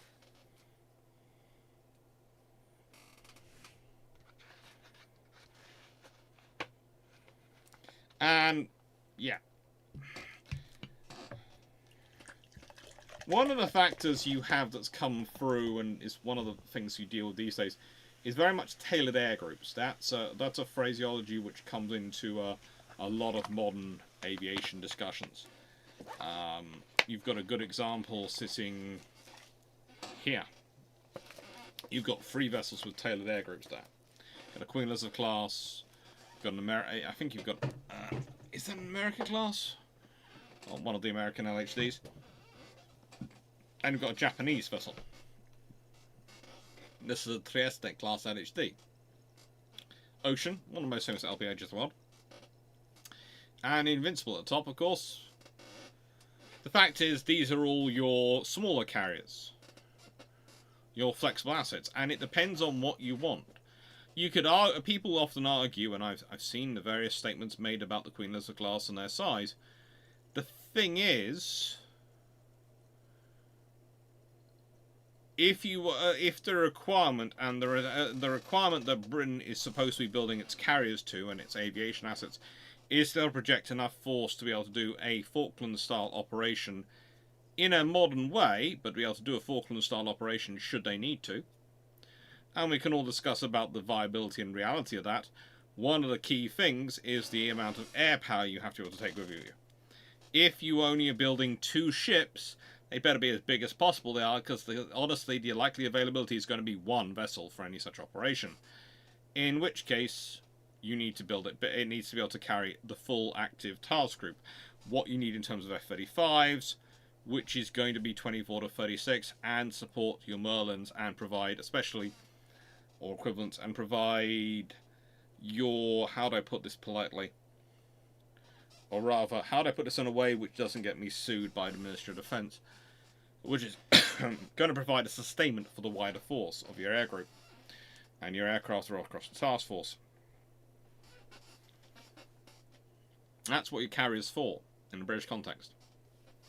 Now, I'd say I find that interesting, and we have lots of fun with the British and their developments. I would say the whole idea of replacing Argus, it's Argus, remember, is also being replaced by these 2 ships. Ocean, Invincible, Illustrious, and Ark Royal, 5 ships with 2 is pretty much absurd.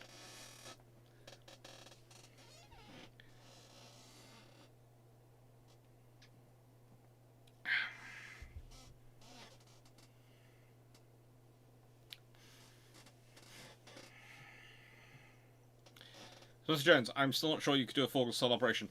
That's kind of off topic for today's discussion, but I will say that's a bilge pumps discussion. We have got into that, and you can do it against the existing Argentine forces. This is the thing. It's, you consider the existing Argentine capabilities. You can do it with the ships you can probably generate from the British force at the time, but you will not be able to do anything else. If you're generating the ships for that, you won't be able to do anything else. But it's against the existing forces, not the forces that were there in 1982, and not people's often projected force of what the Argentines could be if this power or this power or this power intervenes. It's the forces they have. Now, I didn't bother to include the Canberra class because, frankly, then we'd spend our entire time discussing how ugly the Canberra class are. They're interesting ships and they're viable in many regards, but they're also, they have been built to a very strict budget control, which is going to lead to even more interesting things should anyone try and change their ideas. I do like the Triestes, and I would love to have 4 Queen Elizabeths and 4 Triestes, but I think a more practical thing for Britain would have been to have had 3 Triestes, 2 Queen Elizabeths, and replacing Albion and Bulwark at the same time as Ocean and the others. So you're replacing 7 ships with 5. Because then you'd have 5 flight decks you could call on and 3 amphibious and 3 docks. So you'd guarantee the availability of at least 1 dock and guarantee the availability of at least 2 flight decks for any operation. And that's a viable thing for a medium power. And the Trieste are not massive in terms of their air group capabilities. But leaving that to, what are these? When talking about these ships, what are we talking about? Some people often compare them to escort carriers. I would say, in terms of the Invincible class, I'd go for that's more of a light fleet carrier. Built around an anti-submarine warfare and air defense mission, or rather interdiction mission, not air defense, interdiction. There is a difference. Interdiction means you're going to intercept aircraft like bears, etc. Defense, that requires a very different scenario. And that's one of the reasons that post-Falklands War, they definitely do get adapted into air defense role. And they do things like lose their Sea Dart to get more space. But prior to the Falklands War, I'd say they more have an interdiction role and anti-submarine warfare role. The LHDs, they tend to be built around the idea of helicopters more than fixed-wing aviation. Sometimes they do have decent fixed-wing aviation, sometimes they have ramps, etc., and they are designed to do the aviation assets as well. But remember, the moment you have a ramp, the moment you have those facilities included, you are compromising your ability to launch and recover helicopters. And that's the thing about Ocean. Ocean is a pure helicopter carrier. And helicopters are the critical things for amphibious operations. It also interestingly to say that the driving factor behind her was to ensure that you didn't have the similar scenario as what happened on Atlantic Conveyor, whereby you had a ship which is definitely not a warship carrying in essential assets, i.e. your Chinooks, to a war zone. Whole point about Ocean was she could take the Chinooks, and HMS Queen Elizabeth and HMS Prince of Wales, they can both carry Chinooks. Chinooks are important.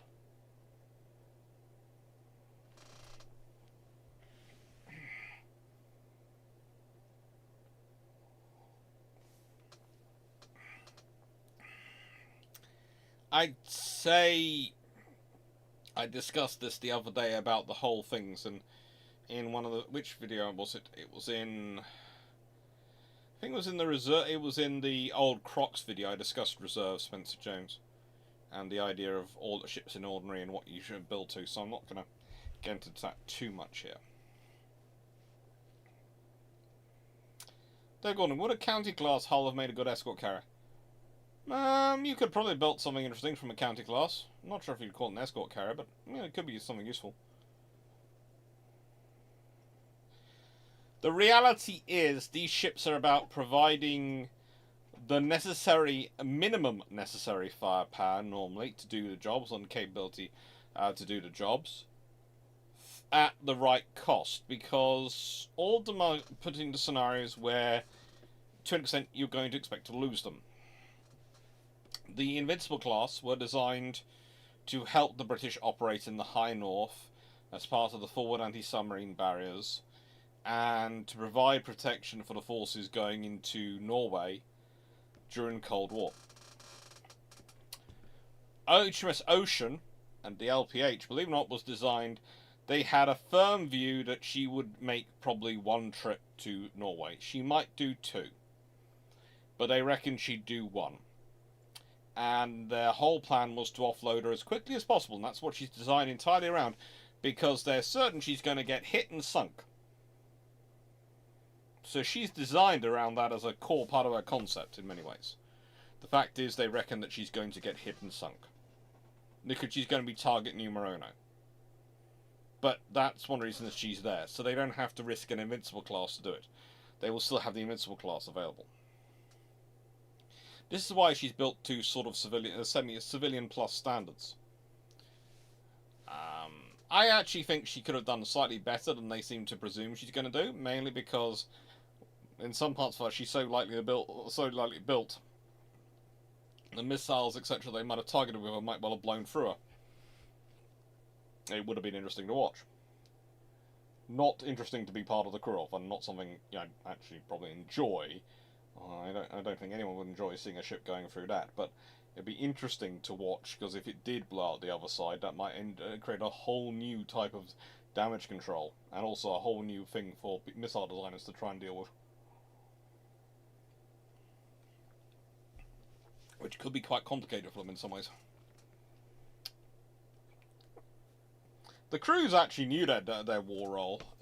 This is one of the things I often find funny is sometimes there are planners who believe that they can keep such things from their crews, but the crews work on their ships. They know their ships inside out. I do find it funny though. I as said the other day, I had an interesting comment from a former crew of a ship, which I was sort of going, I don't think you listened to the video and understood what I was talking about. But no, the Trieste class are pretty much the ultimate example of medium power going, I need to have this capability. I wanted to have the ability to do X, Y, and Z. What can I do to do this? Because that's an incredible flexible asset if you consider. It can carry some F-35, so it can do limited strike and limited interdiction. Strike and interdiction, not air defense. Strike and interdiction. Limited strike and limited interdiction. Not air support, really, but interdiction and limited strike. It's got all the facilities to land heavy equipment, which is what you need the landing craft for. Again, this is a small problem which people keep coming up with. If you want to land heavy equipment like a tank or any form of armoured vehicle, it ain't going over the beachhead by helicopter. It just isn't. And let's be honest, it's not even going over the beachhead by big jets, because often those vehicles have to be adapted before they can be put on the jets. They are either lightened or all sorts of things are manoeuvred away because of the weight they are. If you want to land a fully equipped, fully armed, fully armoured, fully crewed tank or armoured personnel carrier, etc., you need a landing craft for it. It can be a cushion, it can be a hovercraft, but it is probably going to be some form of landing craft. Now, interesting question always comes up at this point is catapults versus catabar. Catapult assisted takeoff, barrier assisted recovery, STOVL, short takeoff or off and vertical landing or rolling landing, to be honest. It's more common. Short takeoff and landing, STOBAR, short takeoff, barrier assisted recovery. There are lots of different operational capabilities for carriers. There are lots of different types of systems you can use. Now, when people ask me the questions of which is best, I ask you what do you want to do? For the Royal Navy, I would argue for any power which is likely to be in a scenario where they're going to be operating LHDs and aircraft carriers in such small numbers, they're going to be operating combined air group, and that the aircraft are going to be operating off both sets. Both sort of flight decks is going to be, the aircraft are going to have to be interchangeable. Then you should probably go STOVL. Or STOL at least. You should not be looking around at catabar. The reason is, catabar is the best in terms of allowing you to operate the biggest aircraft, the most flexible and widest range of aircraft. Great. Catabar is also the most complicated to operate and requires the most from the carrier that's operating it, which means it doesn't tend to be that compatible with LHDs. I know the Chinese are currently doing stuff and saying we're going to be using it, but let's put it this way. When I say it's not which not compatible with an LHD, think about the job of an LHD: to hang about in one spot, launching helicopters, launching landing craft, recovering them, launching them again with more troops. Do you want it wandering off at high speed to launch aircraft? If the answer is yes, then there is a problem going on, because you have misread the job of what the LHD is supposed to be doing.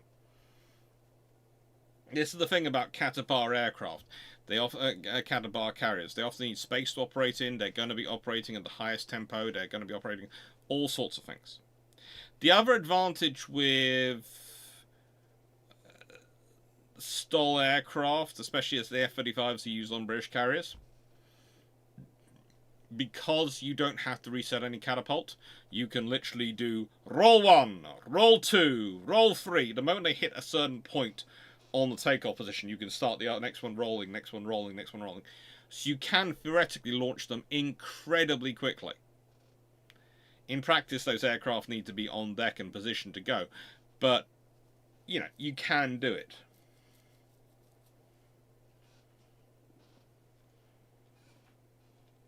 Dan Freeman, I'm not getting into the whole concept of Pacific Rim. There are serious issues there. If a Chinook really could lift that much, I would be so happy.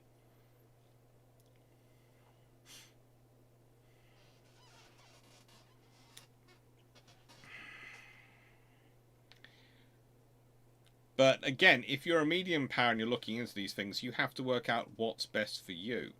And there is a reason why the vast majority of medium powers, Britain, Italy, Japan, are going Stoll, and it is the cost, but it's also the flexibility. And if you're the Italians, you can operate the same aircraft off your LHD as you can operate off your carrier. It gives you that adaptability.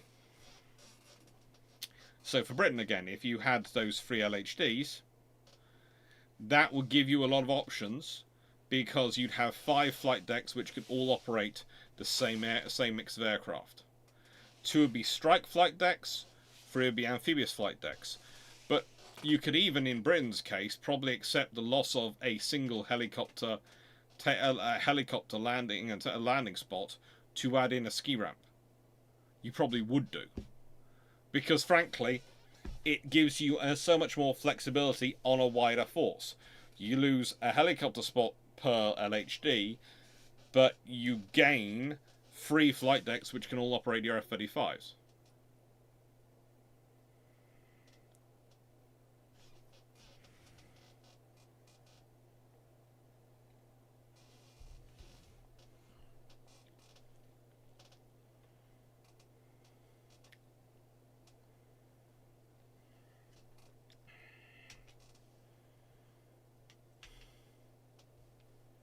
So, because I thought today's discussion would probably end up in a lot of questions, I designed it to be roughly 2 hours long of chatting, of a chatty presentation, roughly 2 hours.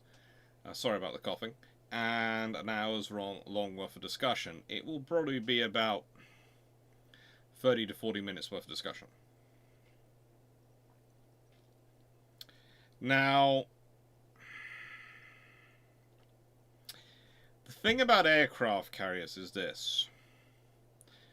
They are capital ships, they are symbols of national pride, they are symbols of national status and national capabilities. All true.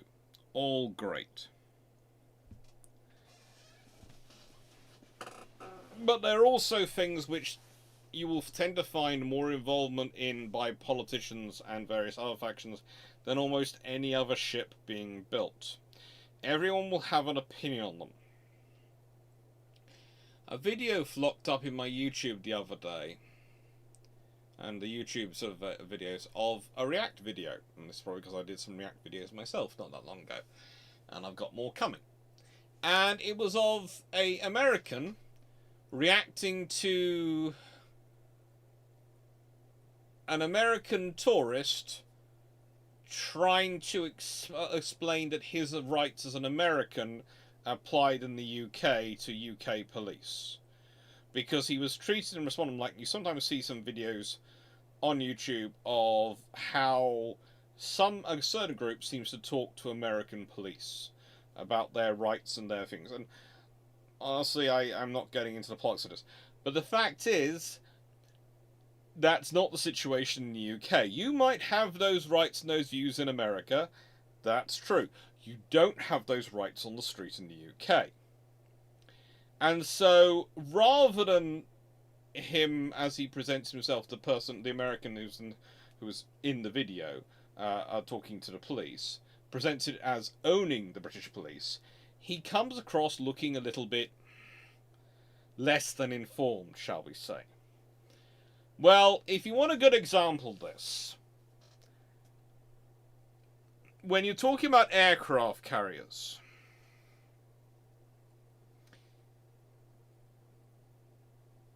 if you want to confuse most politicians, you start getting into aircraft the carriers can carry versus air group numbers. Air group numbers is how many they can operate and viably maintain and sustain. Aircraft they can carry is a very different thing.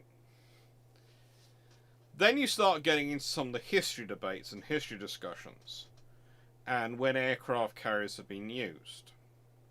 And that's when you realise that really there is a lot of misinformation out about them. I was having an honest conversation with a British politician. Believe it or not, more often than not, when I'm talking about politicians, I have met British politicians more than I've met other ones. I can't think why. It's really a shame.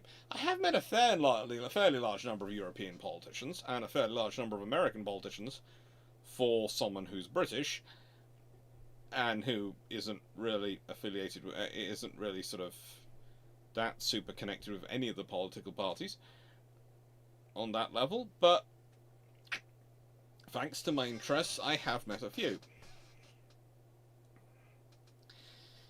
And some of the discussions you have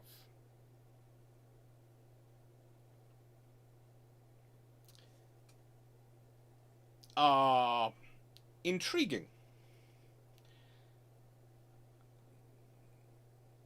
When we're talking about the Queen Elizabeth class, they're often talked about as super carriers. They're not. I've already been over that. They're not. Then there's the apparent carrier race, which is going on between America and China.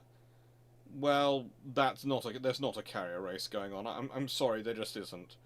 China has like 2. Third one's just being commissioned. That's not a carrier race when your opponent has something like 20. They like to quote me, and then I sort of go, well, no, they have 11 carriers and the rest are all LHDs. Other than, I think it's America and is it Trieste? Is it Trieste? I'm not sure which one it is. But there are 2 American LHDs which are actually LHAs. And the reason we call them LHAs rather than LHPs is because that they do they have landing helicopter assault, and they can carry fighter aircraft, whereas LHPs are landing helicopter platforms. And then there's LHDs, which are landing helicopter docks, which often in this world also translate as being also capable of carrying fighters for some reason. It's just a whole love of how people fit their ships out. But most of those are actually American. So the point is, there's not really a carrier race going on. Then we've got the Admiral Kuznetsov, which is... I was honestly told by a politician that it was because I was sitting there complaining that the British carriers were shorter than the Kuznetsov, when they didn't have to be. We honestly, with very little expense, we could have made them longer than Kuznetsov, and that would have pleased me greatly. They said, well, it's important it's shorter than the Kuznetsov, and I was sort of going, why do you mean? Because we didn't want to upset the Russians too much and provoke them too much with our having carriers. And I was looking at this person and going, I'm so glad you've never actually had anything to do with defence policy in your entire life, other than sitting on sitting nowhere near those particular benches, because that's just wrong. Okay, that's just wrong on so many levels. For starters, if we did put this up here and the British carrier was in 3rd place because it was bigger than the Kuznetsov, I honestly don't think the Russians would worry. I don't think the Chinese would worry. It doesn't really matter. In British terminology, it would have, if you did make it long enough to be longer than the Kuznetsov and the Shandong, you would, because they're pretty much the same class in broad speaking terms,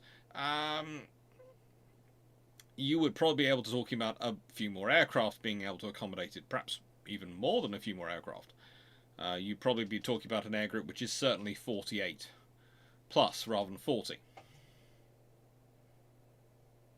And it would be able to carry more stores, and it would just have more space inside. It really, not much about it would change. It might actually even be slightly faster, because its beam wouldn't be any bigger, but its length to beam ratio would be altered. But I was sitting there going, I expressed a personal like, because I think it would be cool for it. It would have been useful for the British to have had it, especially. The reason I think the British should have gone for it is because for Britain the status would have been helpful, because it would have cemented that, frankly, we were investing in defence to an extent, but we always are managing to shoot ourselves in the foot on that front. And that's pretty much what these ships and these things are about. When you're building a capital ship, when you're operating a capital ship of any kind, you are stating you're investing in defense. You're investing in national security. You are projecting your capabilities. Now, if we're looking down here, we have the Thai vessel, which is a really interesting little vessel. A really interesting little vessel.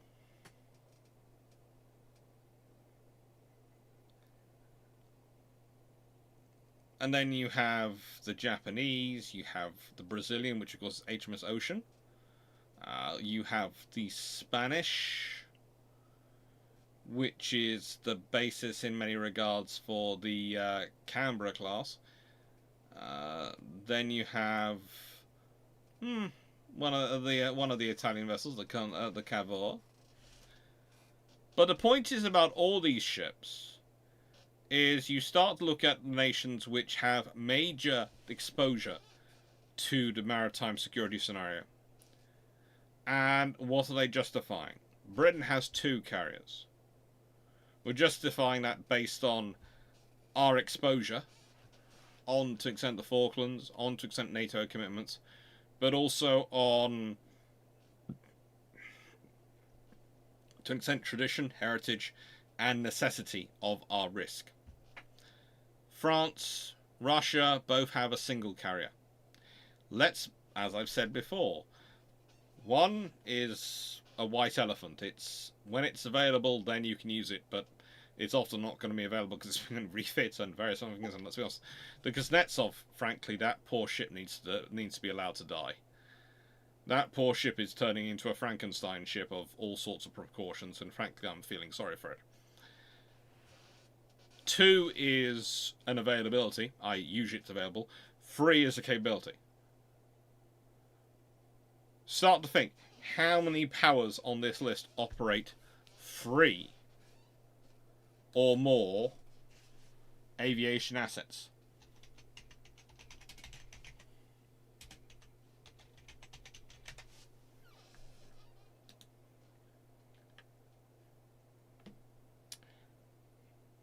If you're having trouble, the Italians have the Trieste coming in, but they also have the Cavour and the Giuseppe Garibaldi in service at the moment.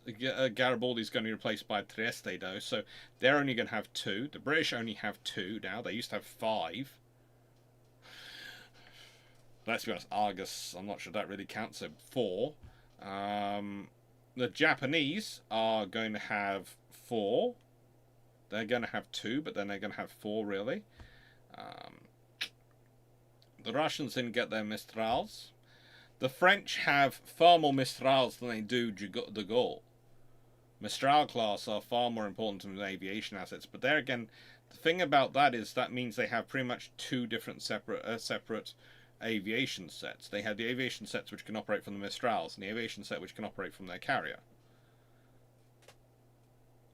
Realistically speaking, at the moment, the only power you are really talking about in terms of having a true capability of operation are the Americans. Everyone else is having them for the status of carriers and occasionally the availability when they have them, so they have that as a utility tool, but they don't have enough to really use them. And that causes even more fun once you get into the debate, because there's a whole discussion as, well, if we use it for this, what happens if it's not available for that?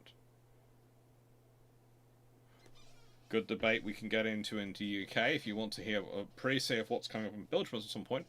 We're going to be discussing again why Queen Elizabeth class, why HMS Queen Elizabeth or HMS Prince of Wales with F-35Bs hasn't been deployed to the Red Sea to take part in strikes on what's going on out there. Well, the answer isn't because the British like one side over the other, or the British. No, the simple answer is if the British send the carrier to do that, yes, that's going to show capability, that's going to show a status, but it also means they're not going to have a carrier where else they need it in the world. And the thing is, at the moment, they need it this side of the Suez Canal, because the great fear for the British is always what happens if our carriers get caught the other side of the Suez Canal or get caught the other side of the Panama Canal.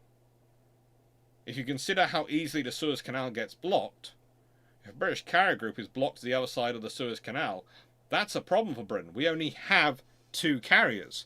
We only have 17, growing less by the minute it seems, escorts. So actually, you have a problem. You can have all these capabilities, but if you don't properly build on them, you're in trouble. This is why, again, you can sort of go back to, well, if you're Italy, you have the LHD. If you're France, you have the LHD. So yes, you don't have the carrier available because it gets stuck somewhere. You still have something which provides 50% or 60% of the solution. And yes, it's better to have, Maximus is working through various options. It's better to have 4 Queen Elizabeths and class and 4 Triestes. It's better to have that as a standard capability. But that's going to be far more expensive than operating a 2 and 3 scenario. 4 and 4 gives you a carrier constantly, a carrier battle group at sea, and an amphibious task group at sea constantly if you want it. But you know, you've got to justify that, and this is where you get into the conversation. Derek, if Poland could have Queen Elizabeth Star Carriers, we'd make them along the Russians. Probably would, but let's be honest. You're in the Poland's in the Baltic. Poland's got a lot of things on their priority list before they get to having an aircraft carrier. Before they can get to needing an aircraft carrier. You can argue Britain, for them, aircraft carriers are about having a capability. And again, this is one of the things you then get into the Red Sea. Britain, are we launching strikes from Saudi Arabia? Are we launching strikes from our bases in other parts of the Middle East? Or are we launching strikes from Cyprus? Or do we need to deploy a carrier? Aircraft carriers, aviation assets are about flexibility. I started off this video by talking about information warfare, about reconnaissance. Well, slowly, information warfare, reconnaissance, turns into spotting, turns into counter-reconnaissance with fighting, turns into torpedo strike, turns into bombing strike. Slowly, that's the evolution of aircraft capabilities and aircraft adaptability at dealing with their opponents at sea and on shore. But the thing is, the reality that's always come through is, what do you need to do the job you're going to do? That's what defines it. That's what defines what aircraft carrier you get. That's what defines what aircraft you put on that carrier. What you think the job is you're going to have to do, and how you're going to do it. If you, again, we talked about the British carriers, and people always talk about making them bigger.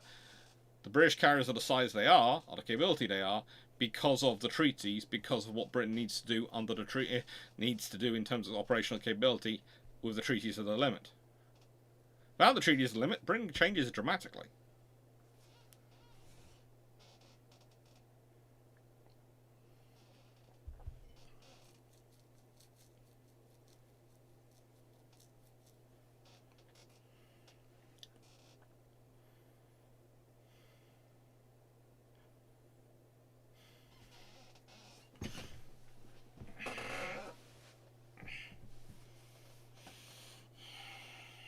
But one of the real problems you have, I think, in naval aviation more than almost any other scenario is the sheer amount you have to draw together to make a carrier work.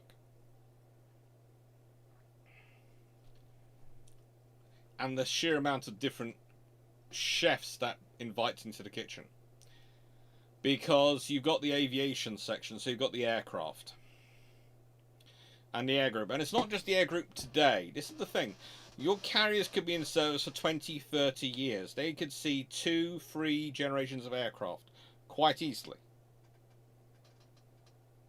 It's one of the interesting things when I see people talking about going, we're going to fit catapults onto the carriers. And I'm sitting there going, well, that does make sense to extent the catapults you're talking about, because you're talking about very light ones, almost pneumatic ones, like they had originally fitted. Because the first catapults were pneumatic. They weren't steam catapults. Steam catapults are really not a World War II thing. They're a post-World War II thing, really.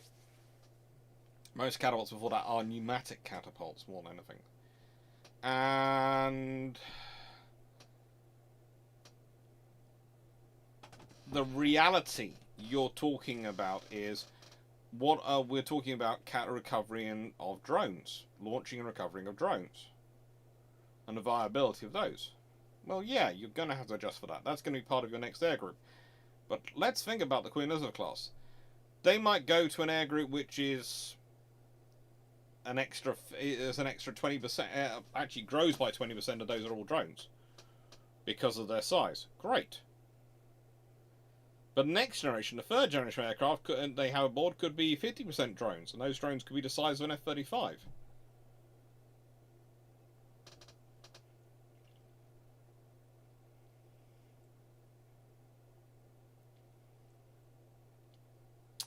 And the thing about carriers is it doesn't stop just with the aviation component, it's what's the ship you're building. Now again, when we start looking at these ships, there are various levels of advancement on them. There are various levels of capability built into them in terms of their operational adaptability. Let's be honest, there is a quantum difference between Charles de Gaulle, which is one of the reasons why you're talking about replacing her, in terms of her existing electrical load capacity and her electrical systems and her ability to be upgraded versus the Queen Elizabeth class, because the Queen Elizabeth class are the new ships. They've been designed with future-proofing in mind. For the Charles de Gaulle, its future that it was supposed to be proved for has arrived and come and passed.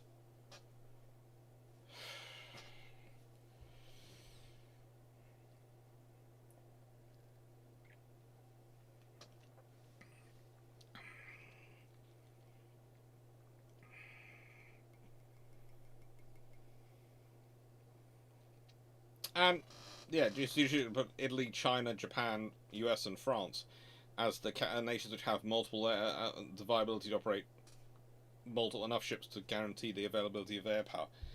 France, I'm not sure I would consider the Mistrals.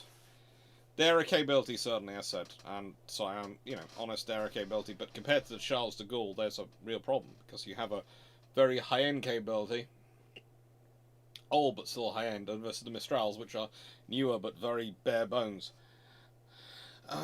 India and China are both building up towards it. China theoretically is there, I go, if you argue for their LHDs in the water, but the trouble is China operates on a German-style system of commissioning, in that the ships seem to be commissioned before they finish testing them, so you're never quite sure if the ship is really viable yet, or if it's just being commissioned for the sake of commissioning it. So they can say it's done.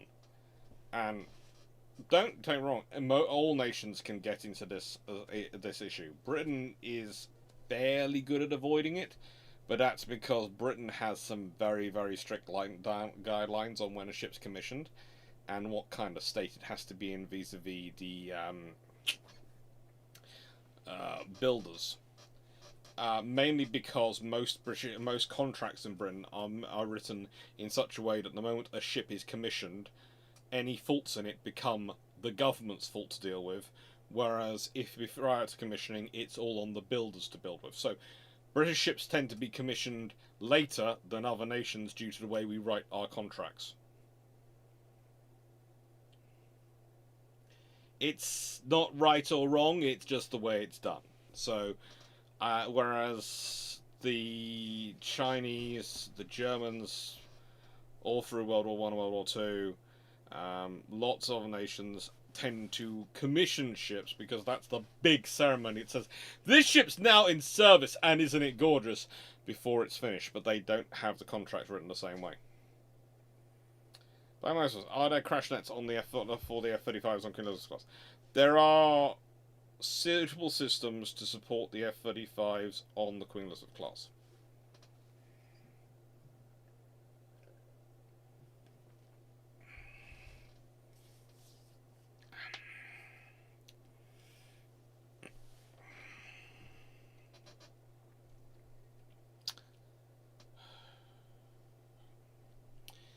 But all of this, and it always seems strange for me to start sort of saying this, all this can change.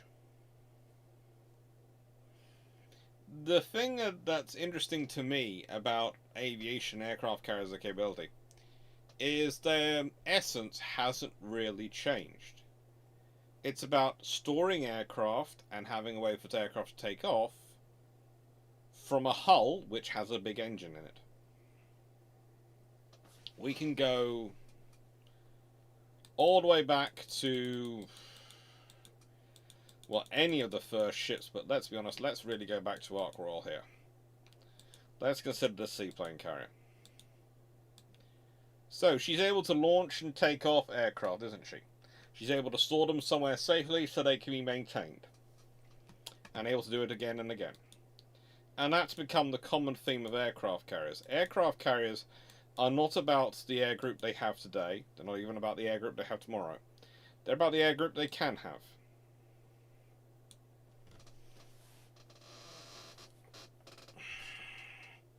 I was asking, where do purpose-built drone carriers come into the equation? I mean, purpose-built ships only for operating aerial UAVs. That's an interesting question as to whether that comes about. Because if we're talking about loitering ammunition and loitering drones, I don't see the point in having necessarily purpose-built ships for that role. You can probably fit enough that you can distribute it around your task force ships. And if you're talking about fixed-wing aviation drones, then they're probably going to just be aircraft carriers. You're probably not going to change it much, because the realistic scenario is, for bigger drones, which are reusable drones, and most of the reusable drones are getting bigger, to have the range that makes them viable at sea, they're already going to be quite big anyway. To make them useful for operation at sea, in the scope and distance of the sea, they're already going to be quite big. So therefore your aircraft carrier is going to become your drone ship. As I was discussing already with Queen Elizabeth class. It would be nice to have a third Queen Elizabeth class. What I would like is I'd like a third Queen Elizabeth class which was just a little bit longer. So let's see.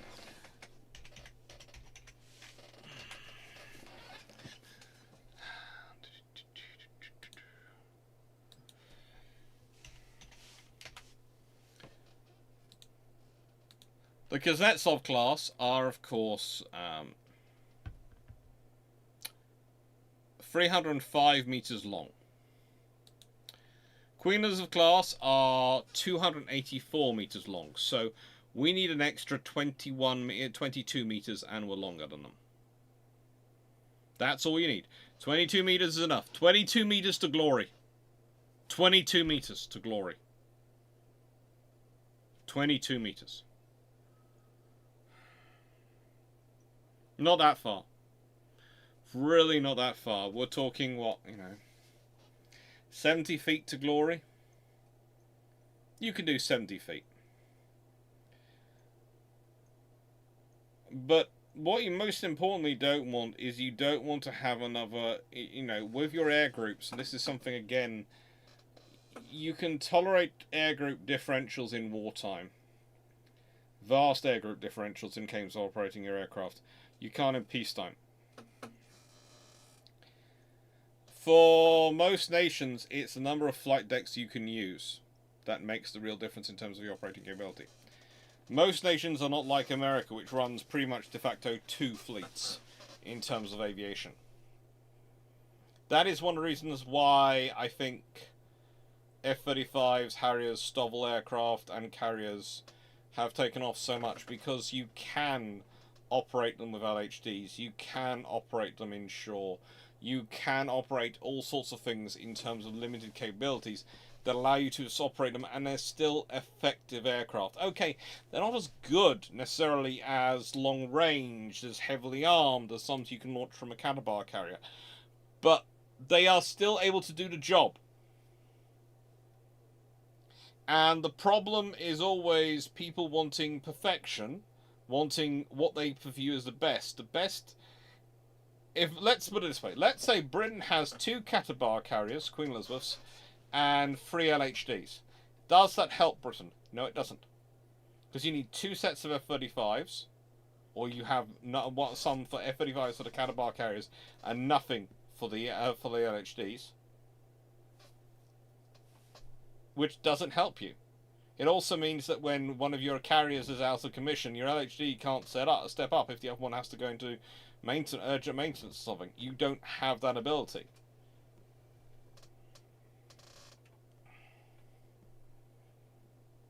The reality is you have to think these through, not on a single operation level, but almost on a strategic force multiplication level. You have to think through, what do you want? For the French. I already sort of mentioned this, but you've got the Mistrals, and then you've got Charles de Gaulle, and you've pretty much got separate air groups. The air groups that can operate from the Mistrals, and the air group that can operate from the Charles de Gaulle. It's no help. It means they pretty much have one carrier, and they have 3 LHDs, and never the twain shall meet.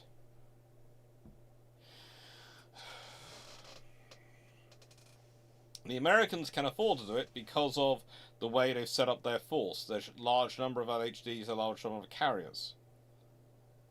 But honestly, the Italians have gone the route of, we have got LHDs, we've got Stovall carriers, we can use aircraft on both.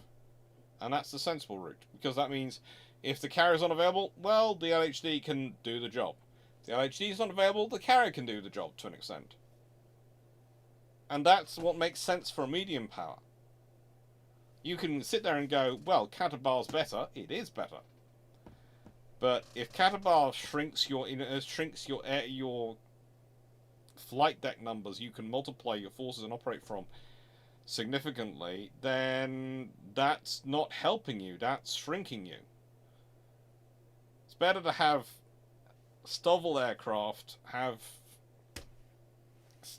carriers like Britain does have, and be able to go, well, we can lily pad from the LHD, which is sitting there supporting the amphibious operations. So we can fly from here, land on there, refuel, rearm if we necessary there, and take off from there. Suddenly that makes your combat air patrol a lot easier.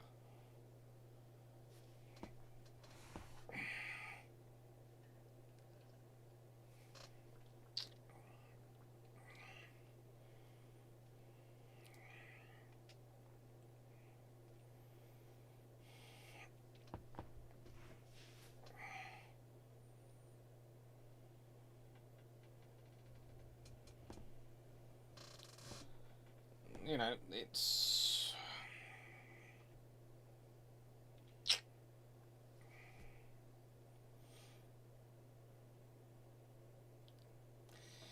an interesting scenario you can get into. It is a really interesting scenario you can get into. Right, and so I'm going to say last questions for a bit, because it's, you know, going to do about another 10 minutes on here. And then I'm been getting buzzed the entire time, because apparently we've heard some news about house. To be fair, this is house number 2 we are looking into. And so it's been buzzing, and I've said, I've gone back and said 10 o'clock. I'll wander in after then. But apparently I have to be in before family goes to bed to talk about it. So, depending on how long it takes, I'll pop up on Discord in a bit. If I'm not on Discord by 10:30, I'm not coming. I'm sorting out whatever that is. But, yeah, we could be, as said at the beginning, I could be dashing off next week, and dashing back. Did the Forrestal class have an armoured decking belt? They didn't really have that. How do I put this politely? They originally were going to be armed with 8 of the 5-inch guns. They were then rearmed with 3 Sea Sparrow Mark 29 launchers, 8 cell systems, and 3 Phalanx. But broadly speaking, they are very solidly built vessels. I said, was the rumour of a 7-inch armed Kaiser heavy closures as the cause that the British Empire to create the Hawkins class? No.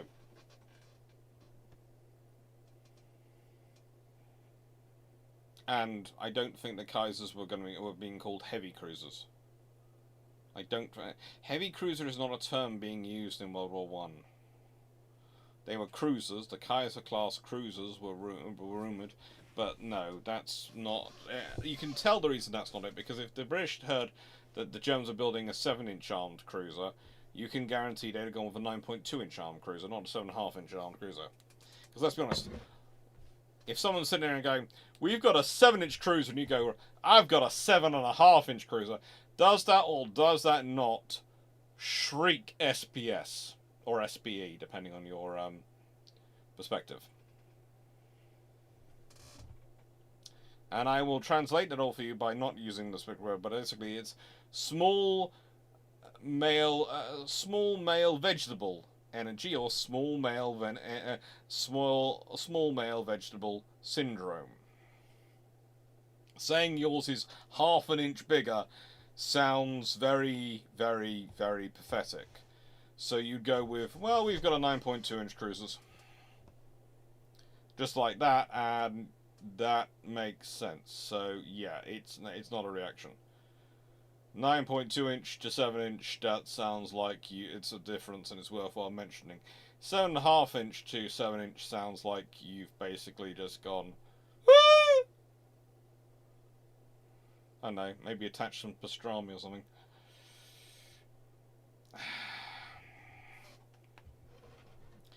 Do you have videos enough videos in hand ready for a week disappearance? Not for a week disappearance. For a couple of days, I might have them. I have them written up. I don't have them recorded because I've been ill, but I'm going to get them recorded. Basically, I am going to. There are lots of things I have planned for tomorrow and for Saturday. Saturday after I get back. Saturday, I'm going down to the seaside to record a whole load of shorts. And after I get back, I'm going to carry on recording. So basically, Friday and Saturday for me is going to be non-stop recording to cover what is likely to come next week, or potentially come next week.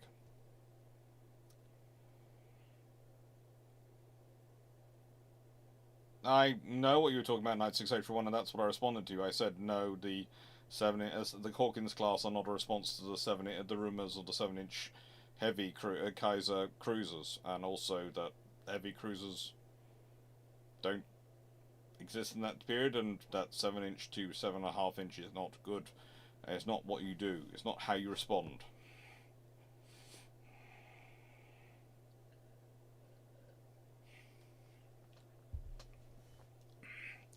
Peace by overwhelming firepower. It works. It works to have peace by overwhelming firepower. It's not necessarily the most sensible thing, but it's the thing is, you don't want to be, if you are depending on overwhelming firepower to have peace, you then don't want to have to use that unless you have to. And then when you do use it, you want to use it decisively. Very decisively.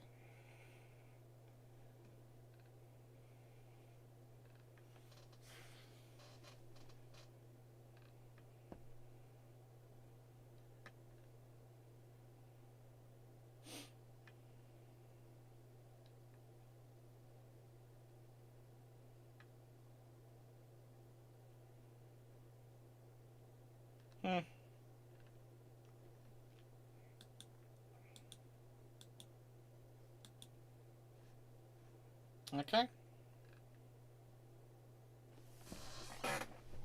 Excluding the 5th turret, the Revenge class didn't have a 5th turret.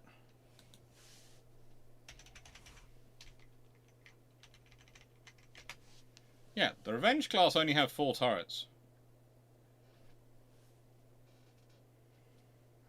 The Revenge class had a better armor distribution than the Queen Elizabeth class. But they have less speed.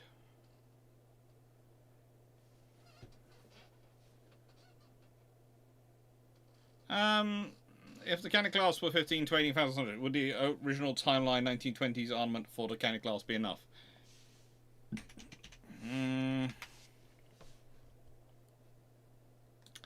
Would it be enough?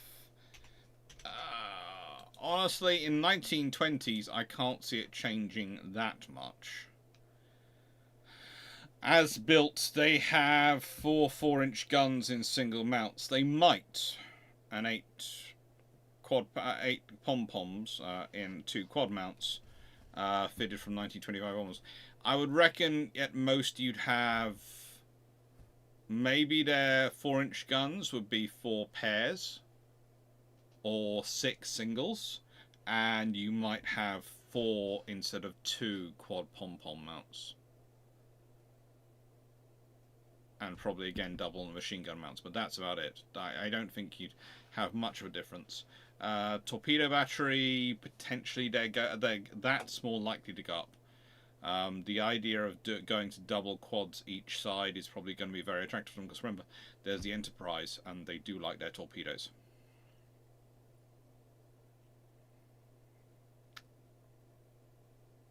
Orion and King George V class have 5x20.5-inch gun turrets. Yeah, 5 turrets is normal for British battleships, really.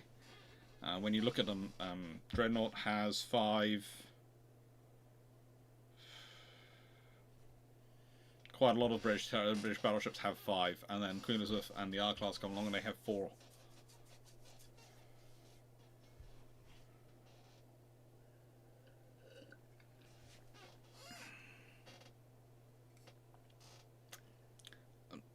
There's lots of rumours about German cruisers. You have to remember the British have quite a sophisticated intelligence network going on in Germany in World War One. Quite a sophisticated one, and it's orientated around certain things, and most of that's to do with their naval yards and naval construction. And most of it's been created over years of work. It's not It's not randomly produced in the wartime. It's a lot of deep cover work. So yeah, the British had an accurate idea of what the Germans were capable of producing, what they were producing. So rumours don't really matter them much. Basically it's distribution. The R class is certainly closer towards being an all or nothing design.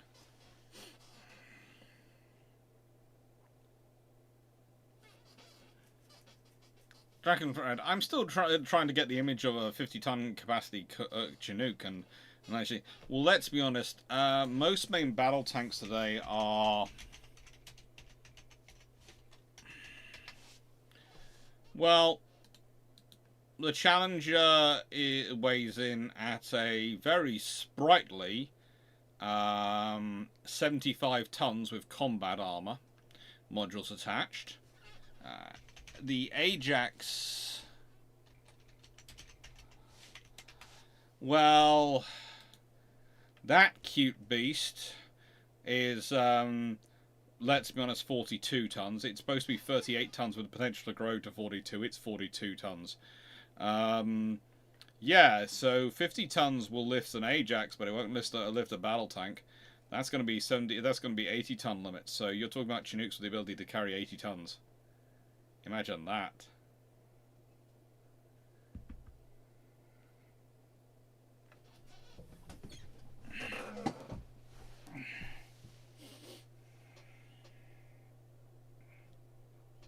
So why didn't they go back to 5 turrets in battleships after 1945? Wait. And it's honestly, it's a weight thing. That's why.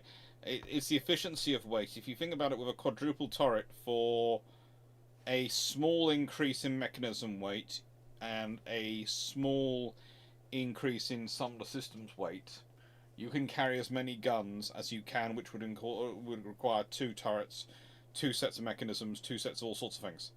So you can save a lot of weight cumulatively if you can put it in a quad turret rather than 2 twin turrets.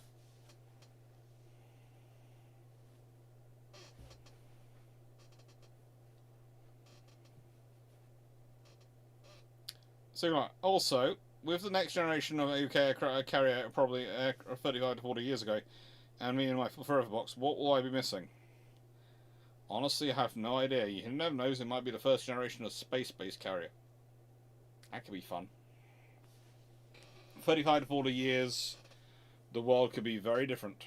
Or it could be exactly the same. Who knows?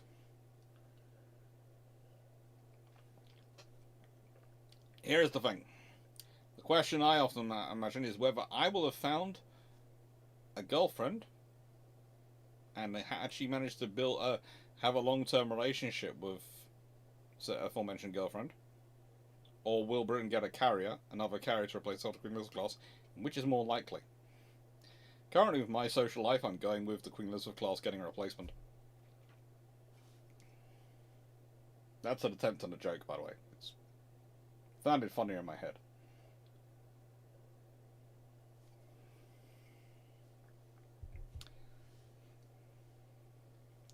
So the Ranger class were designed with small tube boilers to hit 20 knots. Would they have been the same weight as the Queen Elizabeth, so more or less?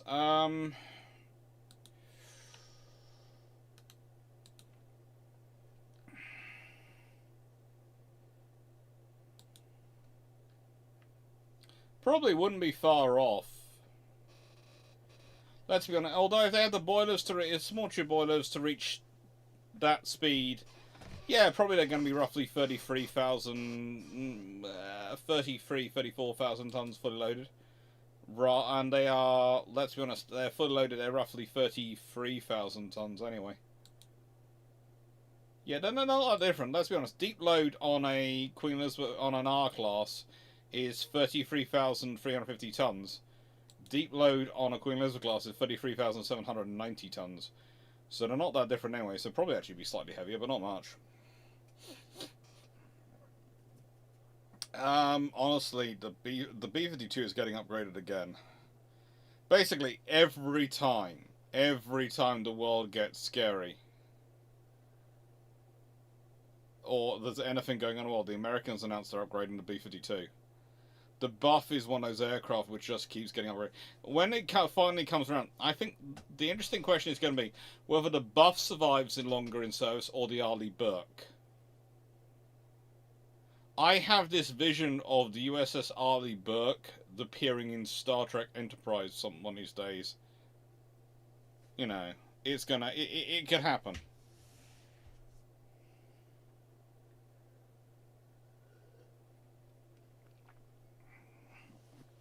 Let's be honest, the B-52 is kind of like the,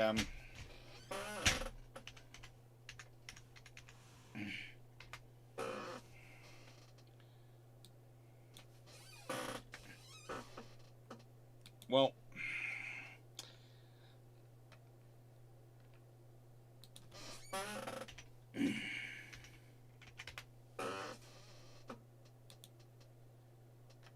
the B-52 entered service in 1955. It had first flight in 1952. The next oldest vehicle in consistent service in armed forces that is consistently still being upgraded to this day is the FV-432, which, if you don't know, we do have certain proof will someday be used by Primaris Marines in the wars of 40k. Because if you look at it, and you look at the various variants of it, you will see what I mean.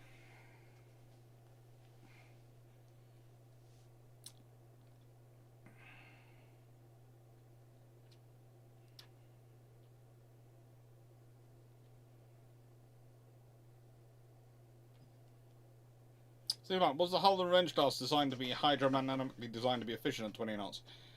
Honestly, the designing of the hull of the Queen Elizabeth class and the R class is not that different, in that they are efficient in the low to mid 20 knots, but they can theoretically do higher.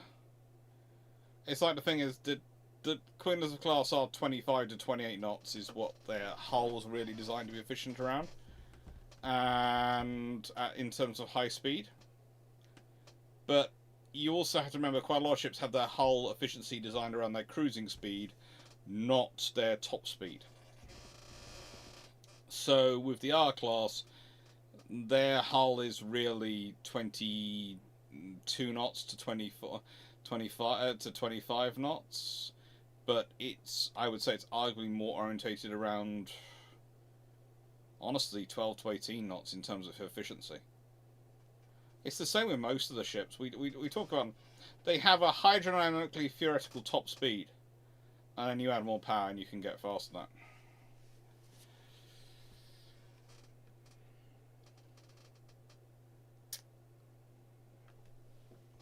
B-52s took out of the Borg cube. The Next Generation lied about it. That would never surprise me.